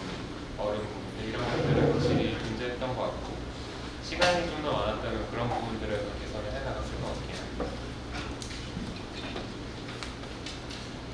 한 가지 조금 아쉬운 점이 있다면은 이게 인공지능을 어떤 로직 베이스로 저는 되게 신선하게 봤어요. 되게 신기한 접근 방식이어서 이 사람들 건축하는 사람들이 맞나 싶을 정도로 되게 재밌었고 근데 사실 저희도 못했지만 그래서 더 아쉬운 게 이제 약간 이제 서로의 프로세스들이 좀 더 같이 놀았으면 더 재밌었겠다라는 생각이 들어요. 사실 신우님이 짜놓은 저것도 사실 되게 재밌잖아요. 저렇게 관계도를 가지고 뭔가 평면을 만들어낸다는 게 사실 되게 비전형적인 생각인 것 같아요. 그래서 그런 게 사실 레고의 가구들이랑 저렇게 뭔가 이상한 오브제를 만드는 것들 같이 돌아갔으면 되게 재밌었겠다라는 생각이 아쉬움이 드네요. 사실 저거 프로세스가 스케일을 좀 키워서 해봤으면 재밌겠다고 생각했던 게 바깥에서 돌아다니 저걸 사이트에다가 갖다 받고 어떤 사진을 찍고 그러니까 걔를 이제 현실화하면 건물 하나가 되게 이상해지면 걔를 따와가지고 받고 약간 이걸 반복하면 재밌겠다는 생각했는데 이번에도 실제로 틀렸던 것 같아요.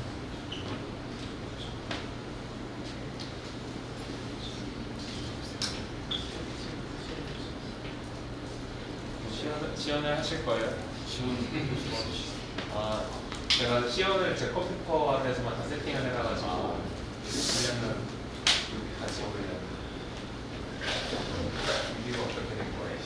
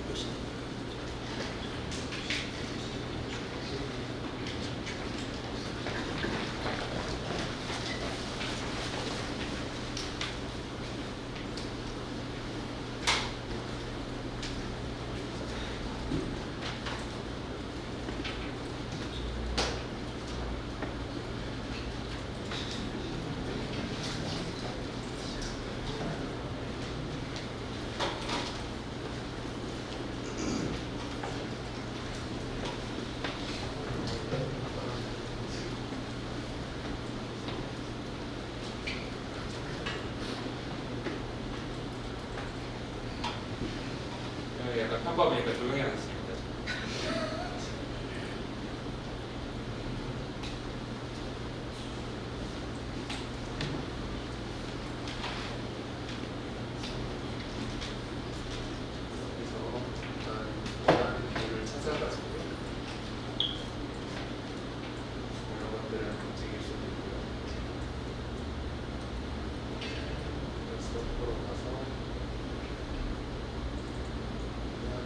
스크린샷이고요, 여기 이제 콘서트를 담아가지고 진행을 하면 저희의 특징은 이걸 돈을 아끼지 않았다는 겁니다. 다 레플리케이트에서 저희가 돈을 태워가면서 그래서 나노 바나나를 쓰지만 저희는 제한이 없습니다. 생각보다 나노 바나나 성능이 좋아서 좀 놀랬던 것 같아요. 그래서 보면 요거를 현실화해서 가져온 거고 지금 이 친구를 이렇게 하죠.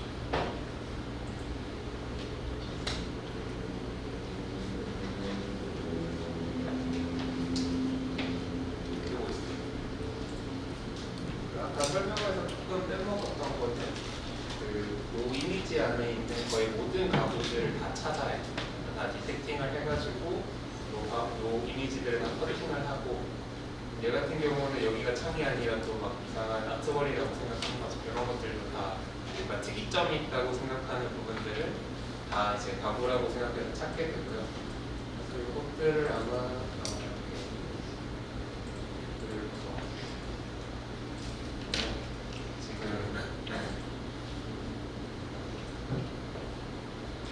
근데 이게 성능이 너무 좋아가지고 이상한 것들까지 다 뭔가 오브젝트라고 생각을 해서 그런 것들이 다 좋아지고 이런 조명 같은 거를 저희가 이제 만들고 싶은 거죠. 그래서 분입을 하고 이 밑에 것들은 저희가 뭐가 있었냐면 얘가 화질이 떨어지니까 얘를 3D로 바꾸면 되게 이상하게 깨져서 많이 나오는 거죠. 그런 걸 개선하기 위해서 얘를 업스케일링도 해보고 이것저것 해보다가 결국 결론은 업스케일링에다가 나노 바나나를 먹이는 게 제일 좋았다. 그런 결론이었던 것 같습니다. 그래서 그 슬라이드 소개해주세요.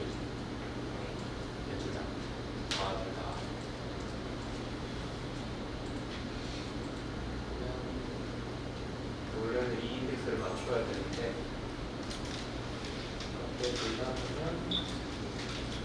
밑에 것도 열려있어. 이거는 JB 패스 받으면 신기하죠. 목 과정이 한 1분 정도 소요가 됩니다. 그러면 이 JB 파일이 다운로드를 받으시면 그래서 자동으로 여기에 그럴 수 있고요. 안에 넣을 때 이상할까요? 아, 이거 뒤에 거는 전부 다 잘하시네. 패스만 알아서 저 나오는 동안 질문. 웨터가 더 줘도 되는 겁니다. 네, 맞아요. 설득력은 빵점 드리겠습니다.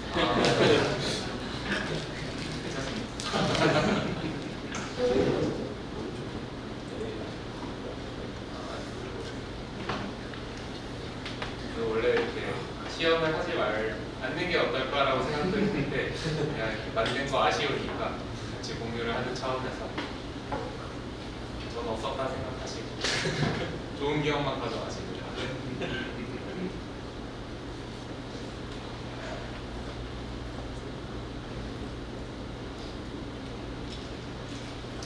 저희가 이거 만들면서 뭐 여러저런 가능성들을 좀 생각을 해봤는데 저희가 여기서 이미지 예를 들면 저쪽에서 생산형 공신이 만든 벽지가 되게 이뻐요. 그러면 그런 거 가지고 저희가 그 비슷한 벽지 찾아가지고 이미지 찾아서 시미스하게 만들어가지고 다시 맵핑 만들고 다시 넣이고 이 과정을 하는데 그런 것들이 되게 자동화할 수 있겠다는 생각이 들었고 그러니까 건축가가 모델링과 이미지 사이에서 건네하는 그 모든 것들을 한 번에 뚫어보고 싶다라는 생각을 또 작업을 하면서 했던 것 같습니다. 아직도 요즘이가 생각보다 오래 걸립니다. 그래서 이런 류의 서비스의 좋은 점들은 이 모델이 성능이 개선되면 저희는 아무 일도 하지 않고 성능 개선을 얻을 수 있다는 점이 좋은 점이죠. 3D 하는 것도 뭐 모델이 바뀌면 생각합니다. 여기 어떤 걸로 쓸까요? 여기 밑에 거야.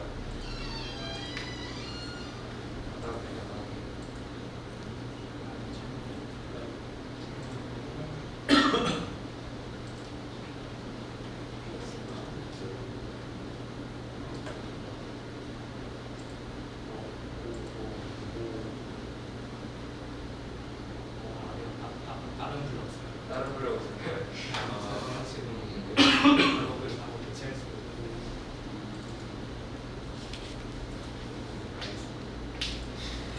이렇게 할 수 있다고 네네 이런 식으로 작동 중이다. 네, 감사합니다.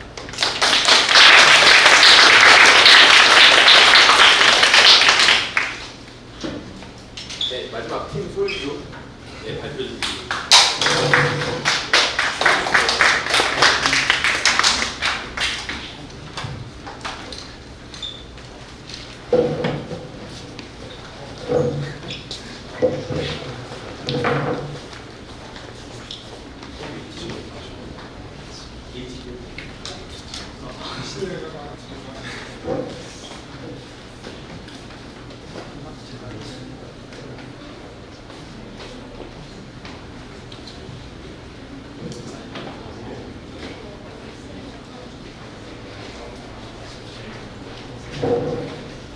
확실히 일반적인 해소통과 달리 프레젠테이션 능력들이 다들 뛰어나가지고 결과를 보는 재미가 있는 것 같습니다. 다들 너무 잘 만들어주셨네요. 네.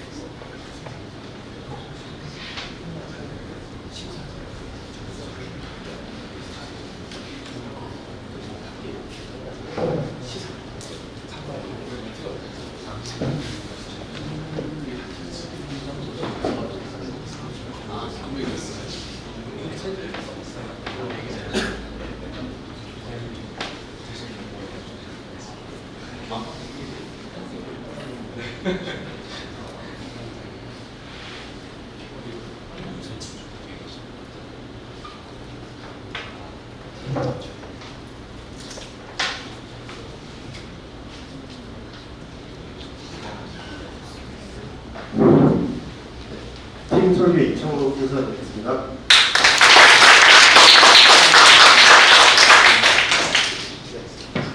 포컬 포인트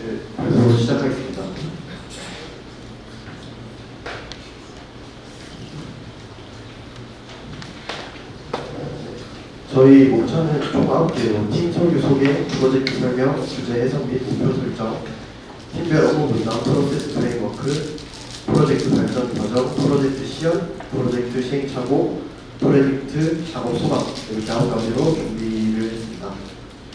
네, 먼저 저희 팀 이름 소개를 하겠습니다. 저희 팀 이름은 포컬 포인트고, 포컬은 한국말로 중심, 초점이라는 뜻입니다. 그래서 저희는 이용자들의 마음의 중심을 겨냥해보겠다라는 뜻으로 이런 이름을 짓게 됐습니다.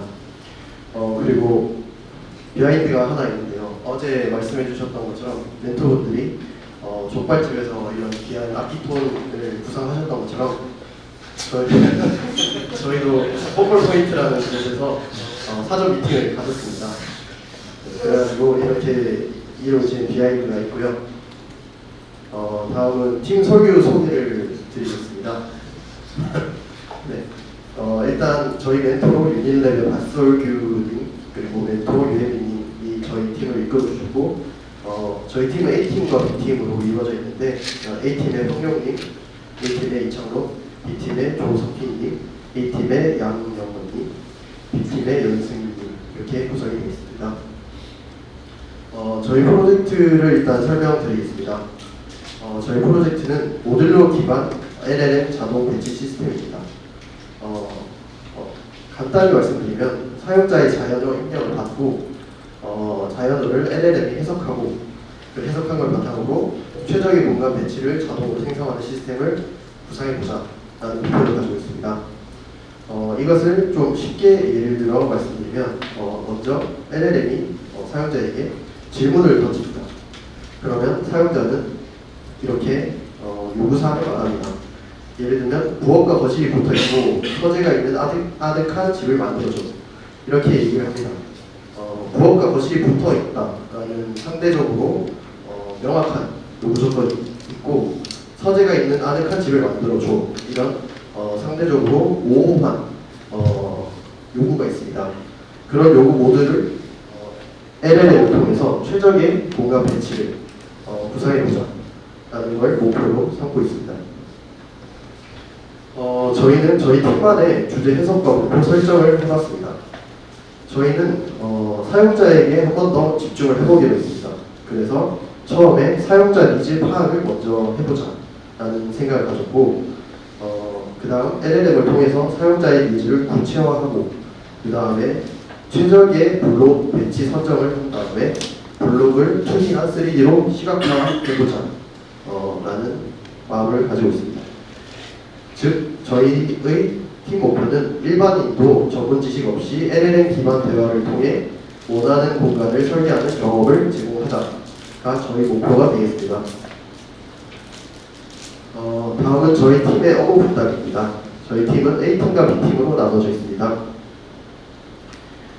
저희 팀은 A팀과 B팀이 서로 상호작용을 하면서 점진적으로 태스크를 주고받으면서 진행해왔습니다. 기본적으로 A팀은 프론트엔드라고 생각해 주시면 되고 B팀은 백엔드라고 생각해 주시면 됩니다. A팀은 대화형 챗봇 UI 개발, 자연어를 JSON으로 형태로 변경, 블록 배치 3D 이미지로 구현. B팀은 블록 정의, 사용자 요구에 따른 블록 배치, 최적의 블록 배치 선정, 블록 배치 이미지로 아웃 이렇게 태스크가 구성이 되어 있습니다. 다음은 프로세스 프레임워크를 좀 더 자세하게 말씀을 드리도록 하겠습니다. 처음에 유저가 LLM 기반 대화를 합니다. 그리고 B팀은 블록의 정의를 JSON DB로 구성을 합니다. 다음으로는 LLM 기반 대화를 통해서 나온 명확한 요구사항을 other.json 파일로 드라이브에 저장을 합니다. 다음으로 그 other.json 파일을 앱 스크립트에 넣고 그것을 B팀이 만들어 놓은 조합 알고리즘과 자료 저장 자동화 환경을 통해서 알고리즘을 실행해서 대략적인 조합 평면 시각화를 합니다. 그 대략적인 평면 이미지는 다시 드라이브로 넘어갑니다. 그리고 그 드라이브로 넘어간 것은 다시 A팀으로 넘어가서 이미지 AI 리터칭을 통해 3D 조각도 그리고 완성화된 평면 그리고 가구 배치까지 완료가 되어서 다시 유저에게 보여주는 이런 프로세스를 가지고 있습니다. 네, 그리고 저희는 프론트 템플릿 디자인에 대해서 말씀을 드리도록 하겠습니다. 저희는 해커톤 특성상 UI에 대해서 큰 노력을 드리기엔 좀 힘들다고 판단을 해서 일단 사전에 들어갈 디자인 가이드라인을 설정해서 일관성 있는 UX를 유지하도록 노력을 했습니다. 그래서 이렇게 보시는 것처럼 일관성 있는 UX를 유지하도록 노력을 했고 모든 팀원들이 이에 따라서 디자인을 했습니다. 다음은 자연어를 제이슨 주문서 형태로 변환하는 것을 말씀드리도록 하겠습니다. 왼쪽에서 보이는 것처럼 사용자가 LLM과 대화를 합니다. 그래서 이렇게 대화를 하는 과정에서 자신의 니즈를 좀 더 명확히 하고 구체화합니다. 그런 과정을 통해서 그런 요구 사항이 구체화된 것을 제이슨 파일로 넘어갑니다.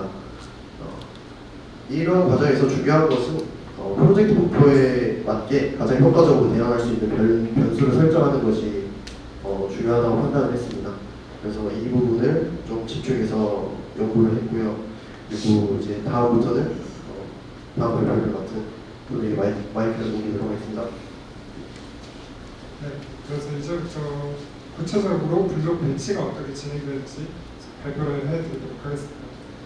저희는 이제 앞서 보셨던 과정과 같이 LLM의 대화를 통해서 어떠한 공간을 구성할 것인지 주문서를 받았습니다. 그리고 이를 실제 공간으로 구성하기 위해서 모듈러라는 특성을 고려하여 먼저 화면과 같은 4평형, 3평형, 2평형 그리고 각각의 용도 공간에 맞는 40개의 블록을 미리 만들었습니다. 이 블록들을 이제 추가적으로 90도, 180도, 270도, 그리고 0도 그렇게 네 방향으로 회전시키는 바리에이션을 만들어서 배치시킨 것으로 목표를 삼았고요. 그리고 해당 모듈들은 이제 모듈러라는 특성상 운송 가능한 일반적으로 운송 가능한 3300mm 이 치수를 만족하게끔 설계되었습니다. 그리고 이제 블록 배치에 있어서 이 만들어진 블록들의 오프닝을 어떻게 잘 조합할 것인지 그 부분을 고민을 했어야 됐고 저희는 이걸 해결하기 위해서 크게 두 가지 알고리즘을 선택을 했습니다. 첫 번째는 이제 하나의 시작되는 모듈, 현관으로부터 다음 모듈에 어떤 모듈을 붙여줄 것인가를 선택하는 알고리즘이었는데요. 그리드링이라는 이제 별명을 붙여서 이 다음에 어떤 모듈을 붙이면 제일 좋을까를 고민하게끔 했고 이제 그 부분은 이 오른쪽에 보이시는 사용자 요구를 통해서 어떤 공간들이 서로 붙었으면 좋겠다. 그거를 이렇게 가중치로 받고 각각의 공간에서 그 다음 모듈은 어떤 모듈을 보는 게 가장 적합하다. 그걸 판단하게끔 했습니다. 이게 이제 첫 번째 과정이었고요. 그리고 두 번째로 고려해야 되는 상황에서 이제 각각의 블록들의 이제 용도는 그렇게 선택을 하지만 어떠한 벽 조건을 선택할 것인지 그리고 창문과 창문이 어떻게 서로 충돌하지 않을 것인지 또 좀 애매하지 않고 딱 치수가 딱딱 맞아 떨어지는 평면을 보여하기 위해서 각각의 모듈 간의 엣지 길이가 큰 차이가 나지 않는지 그 세 가지를 고려하면서 이제 위에 말씀드린 용도 공간과 함께 다른 붙일 모듈을 선택하도록 하겠습니다. 그래서 이렇게 선택한 모듈들을 바탕으로 이런 용도 변관별 조인이 완료된 도면이 나오게 되면은 여기에다가 각 공간이 필요로 하는 가도 데이터를 미리 제이슨 형태로 정리하여 이제 나노 바나나 단으로 넘기도록 하겠습니다. 그래서 사용자의 요구에 맞게 필요한 가구들과 그리고 필요한 실드 그리고 그것들이 어떠한 관계를 두는지를 고려하면서 이렇게 도면이 나오게 되면 거기에서 이제 추가적으로 필요한 가구들이 배치되는 과정까지 이제 AI 이미지화를 거쳐서 만들었습니다. 그리고 여기에서 이제 그 실제적인 공연이 나온 이후에 그 공간의 분위기를 보는 것이 저희는 중요하다고 판단하는데요. 그 부분을 감안하기 위해서 이제 앞에서 LLM을 통해서 얻었던 이제 분위기적인 정보, 사용자 니즈에서 필요로 하는 그 특정한 가구들의 배치 그런 것들을 입력하다 결과적으로 이러한 왼쪽의 단순한 평면을 만들고 나아가서는 오른쪽의 이미지와 같이 저렇게 공간감이 드러나는 이미지를 마지막으로 볼 수 있게끔 설계하였습니다.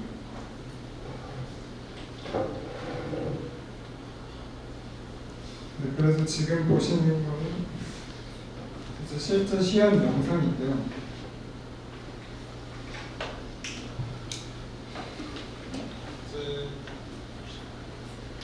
지금 사용자가 넓은 평형의 따뜻한 주택을 만들고 싶어 라고 하면 이제 AI가 몇 명이 거주할 것인지 여쭤보고 물어보고 5명 이렇게 얘기하면 그럼 추가적으로 가족, 친구 혹은 다른 거주인이 있나요? 라고 물어봤습니다.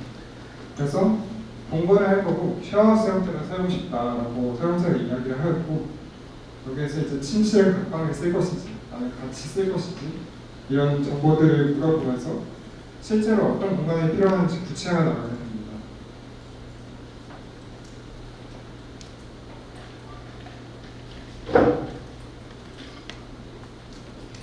그래서 결과적으로 이제 공간을 구성하기 위해 필요로 하는 요구사항을 모두 조사를 마치고 이를 이제 저렇게 공간화해서 보여주게 됩니다. 이렇게 간단한 평면이 만들어진 이후에 조금 더 시간을 거쳐서 저렇게 공간감이 보이는 이미지로 마지막에 사용자에게 제공하는 과정이라고 보시면 될 것 같습니다.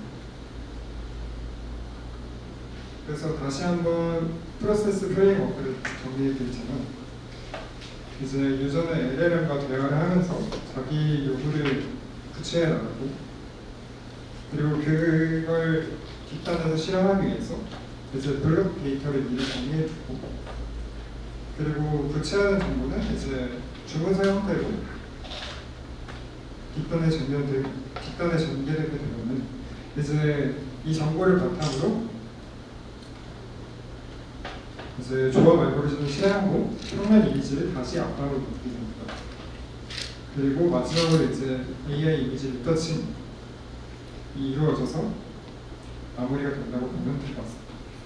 그리고 각 프로젝트를 하면서 약간의 시행착오가 있었는데요. 이제 단계별로 앞쪽에서 있었던 문제하고 뒤쪽에서 있었던 문제를 어떻게 해결할지 간략하게 보고 넘어가시겠습니다. 그래서 앞쪽에서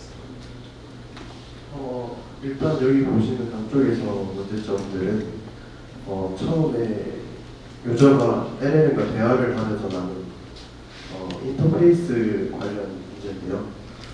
그래서 사용자의 요구 사항이 구체화된 것이 JSON 파일로 넘어가야 되는데 그게 다시 인터페이스로 넘어온다든가 아니면 LLM이 프롬프트를 말하는 과정에서 지나치게 복잡해진다는 내용이 있어서 그것을 해결하는 과정에 있는 것을 경험을 했습니다.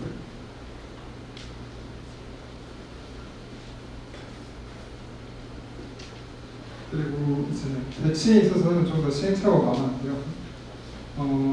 첫 번째로는 저희들이 이 모듈을 빠르게 시험하기 위해서 블록 DB를 모두 만들지 않은 상태여서 이제 샘플 파일을 설정하고 첫 번째 조합을 시각화했었습니다. 근데 이 단계에서 약간 문제가 있었으나 점차 나아지는 과정을 보았고 그러면 이제 돌아가겠다라고 생각했습니다. 그래서 이제 만들어진 블록 DB를 입력해서 다시 이제 돌리게 되었는데 이제 뒷단의 그 관계들을 모두 반영하는 부분이 제대로 생각하는 대로 돌아가지 않았기 때문에 그 부분들을 조금 수정해 나가면서 조금씩 바꿔 나가봤습니다.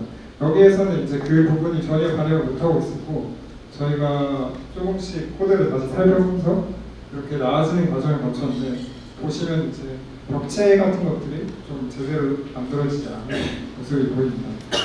그래서 이걸 다시 이제 좀 사실 이 시행이 많이 이루어지지 않았기 때문에 그렇게 됐다고 판단하고 좀 더 시행을 여러 번 거쳐서 저렇게 3번으로 받고 그리고 마지막으로는 이제 블록 회전하고 벽들이 만나는 조건을 어느 정도 현실화되게끔 좀 더 가까이 되게 저런 모양까지 가는군요.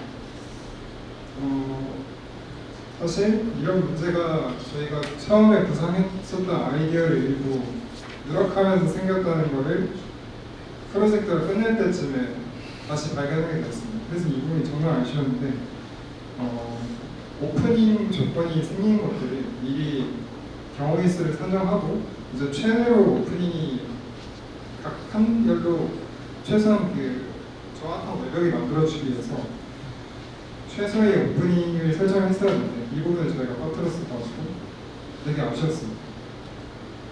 그래서 조금 그 마무리긴 하지만 이런 우당탕탕한 조건이고 저희는 약간 코딩의 자유도를 저희가 진짜 더 높여야겠다라고 생각했고 그리고 두 번째로는 이제 AI가 대단하긴 한데 물론 저희가 살짝 애매하게 해서 그럴 수도 있겠지만 일자리를 뺏기기 쉽지 않겠다.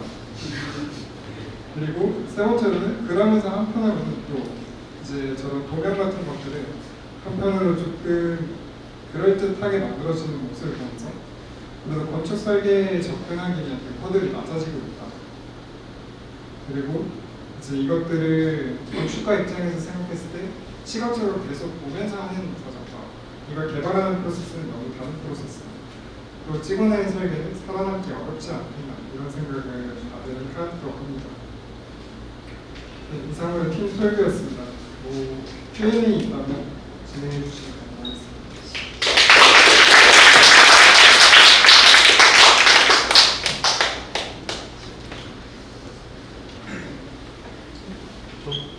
질문 있으면 손 들고 예. 네, 이재훈입니다. 그냥 이거 LLM이나 이런 기술의 순서에 대해서 한번 갑자기 생각을 해봤는데요.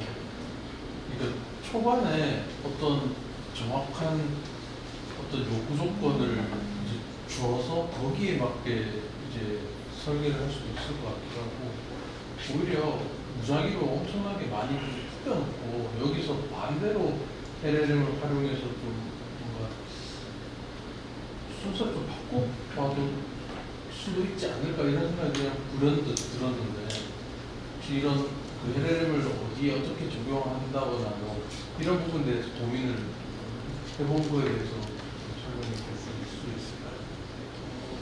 팀원들 모두 의견이 이 부분 달랐다고 할 수 있었을 것 같은데요. 저희가 일단 선택한 방향은 이제 모듈러라는 제약을 먼저 걸어놓고 그 제약 안에서 사용자의 의도를 LLM이라는 언어적 과정을 통해서 구체화 나가자 이 방식을 선택했습니다. 근데 이제 말씀 주신 대로 저 같은 경우에는 이제 정말 자유도를 높게 블록 이제 이 모듈러 화면을 이제 막 엄청 막 만들어놓고 그 다음에 이제 LLM으로 이것들을 뭐 벽체를 여기에 뭐 만들어주면 좋겠나 아니면 여기는 이제 창문을 만들어놔라 그런 식으로 자유도를 엄청 높게 가져갔을 수도 있다고 생각한 사람도 있었고 아니면은 이제 그 LLM을 이렇게 사용자의 입지 측면을 조사하는 쪽에서 벗어나서 조금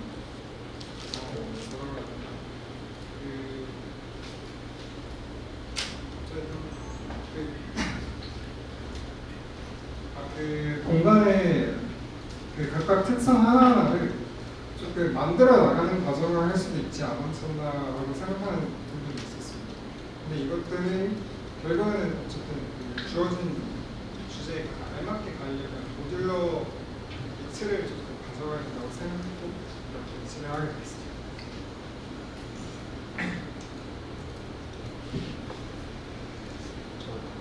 발표에서 다 되게 잘 하셔가지고 완성도도 되게 높고 특히 프론트에서 저는 저 챗봇 하나가 결국 저 분기 처리가 되게 흥미롭다고 생각했거든요.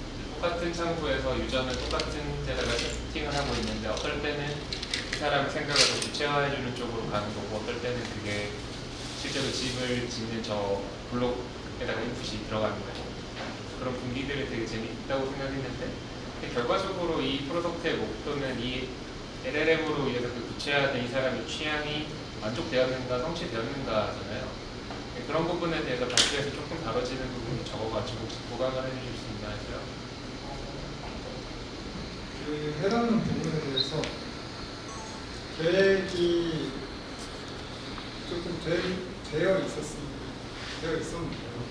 이제 사용자가 LLM을 통해서 특정한 지침을 주고 그리고 그게 이제 문간으로 진짜로 반영이 되면서 피드백이 이제 다시 보면을 LLM에 입력해서 피드백이 이루어지면 좋겠다고 생각을 했었습니다. 그래서 가상의 그 건축가하고 이제 사용자 지침하고 비교를 해서 보면을 다시 평가하는 과정도 생각을 해보았고 그리고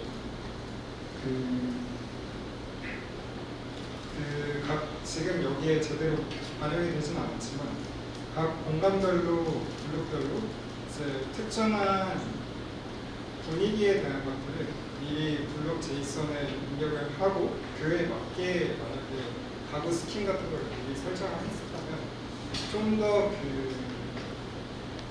매치가 있는 블록들을 많이 만들어서 공간 구성을 할 수 있을 거라고 계획을 했었습니다. 근데 블록 배치에서부터 저희가 생각했던 것과 다르게 어려움을 겪으면서 그런 부분을 제대로 반영하지 못했습니다.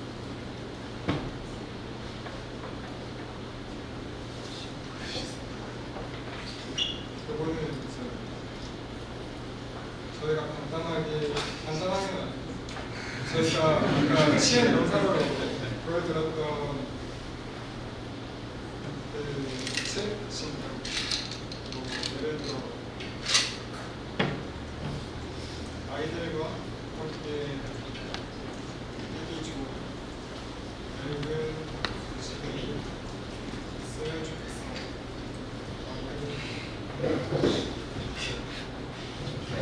많아서 알아들을 것 같습니다. 그래서 이제 저는 5명이 될 거라고 했습니다.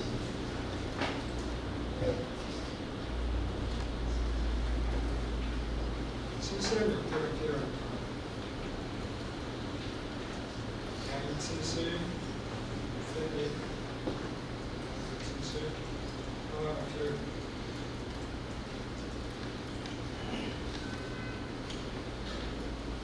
실은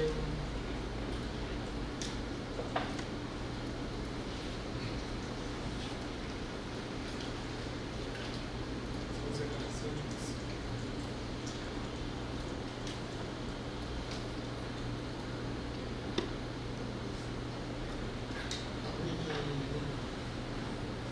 밝은 분위기가 좋고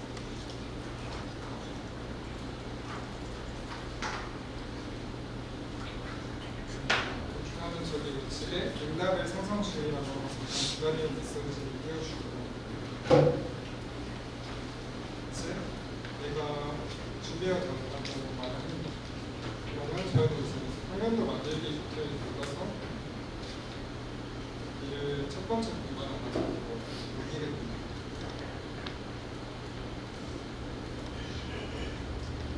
그러면 한 30초 이렇게 20에서 30초 정도 기다려서 컴퓨터가 나옵니다. 이 LLM이 조금 재밌다고 생각한 게 말을 할 때마다 어투가 달라져가지고 조금 재밌는 친구라고 생각했습니다. 기다리는 때 배치에 대해서 아까 설명을 해주셨는데 평면 그 배치에서 평면을 가져오는 어떻게 있을까요?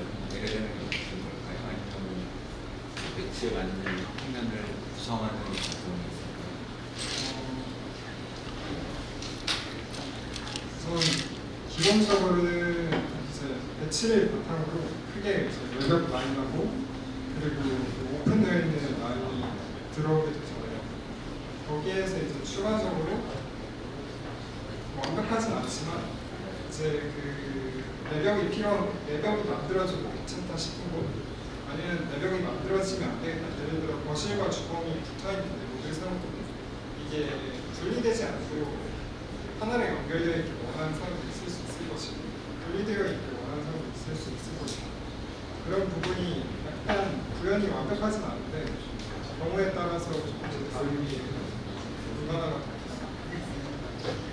지금 같은 경우는 이렇게 평면을 만들어 주었는데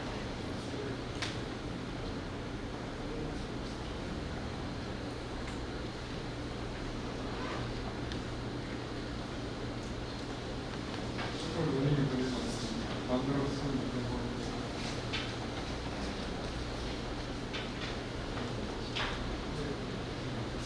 일단 답변을 드릴게요.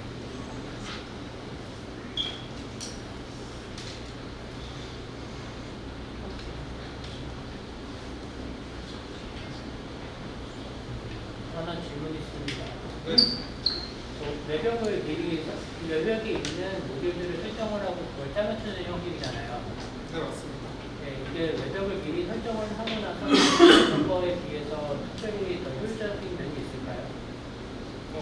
그 뒤에 외벽을 먼저 그러니까 그 앞팀은 외벽 쉐입을 먼저 설정을 하고 안에 내부를 채우는 방식이었잖아요. 네, 그럼 반대로 이 외벽에 달린 모듈들을 합쳐가면서 이거 만들어주시는 방식이랑 외벽을 먼저 설정을 하고 내부를 채우는 방식이랑 비교해서 어떤 이 외벽에 있는 모듈들을 조합해가는 방식이 더 좋은 점이 있을지. 저희가 고려했던 가장 큰 장점은 이제 모듈러라는 특성에서 고려할 수 있는 효율과 비용의 문제였는데요. 먼저 이제 그 정해진 40개의 제품을 저희는 처음부터 그냥 그 안에서 놀게끔 설정을 했기 때문에 뭐 성능이 조금 다양하게 나오기 조금 비교적 어렵지만 비용이나 효율성 측면에서는 훨씬 빨라질 수 있겠다고 생각했습니다. 그래서 그 모듈러라는 틀에 철저히 들어가고자 그렇게 설정하는 것입니다. 프리팩과 시팩까는 뜻으로 생각이 되는데 프리팩화 시켜가지고 대량 양산을 해서 약간 단발 만들겠다 그런 의도를 보이는데 약간 그러기에는 사실들은 좀 많지 않은가 싶기도 합니다. 근데 그 40개라는 숫자로 보면 많게 느껴지실 수 있는데요. 여기 저희가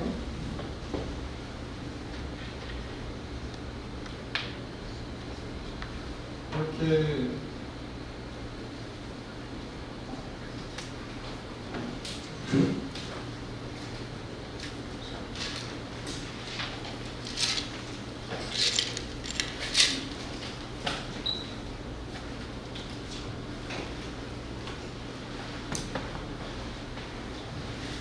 죄송합니다.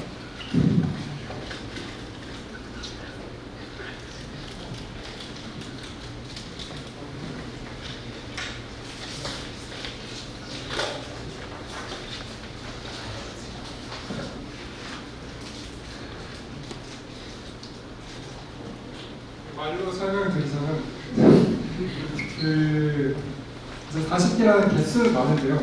저희가 거실, 부엌, 그리고 침실, 화장실, 방, 현관 뭐 이렇게 크게 6가지 용도 공간이 있습니다.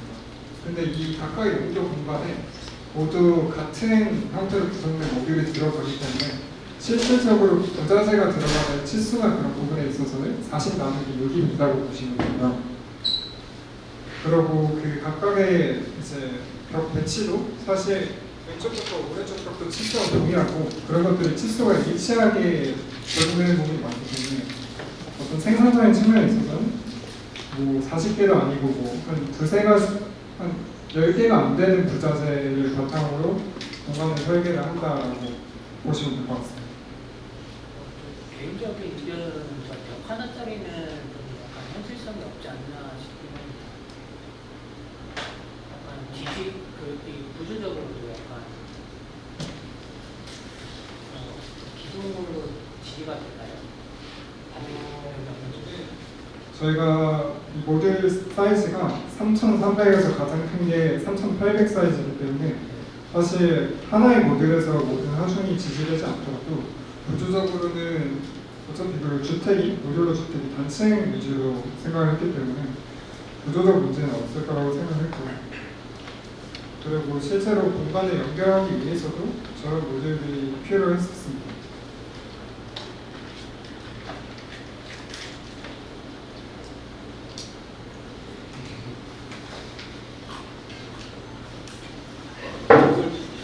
발표 잘해주신 팀 설계님께 박수 한번 부탁드립니다.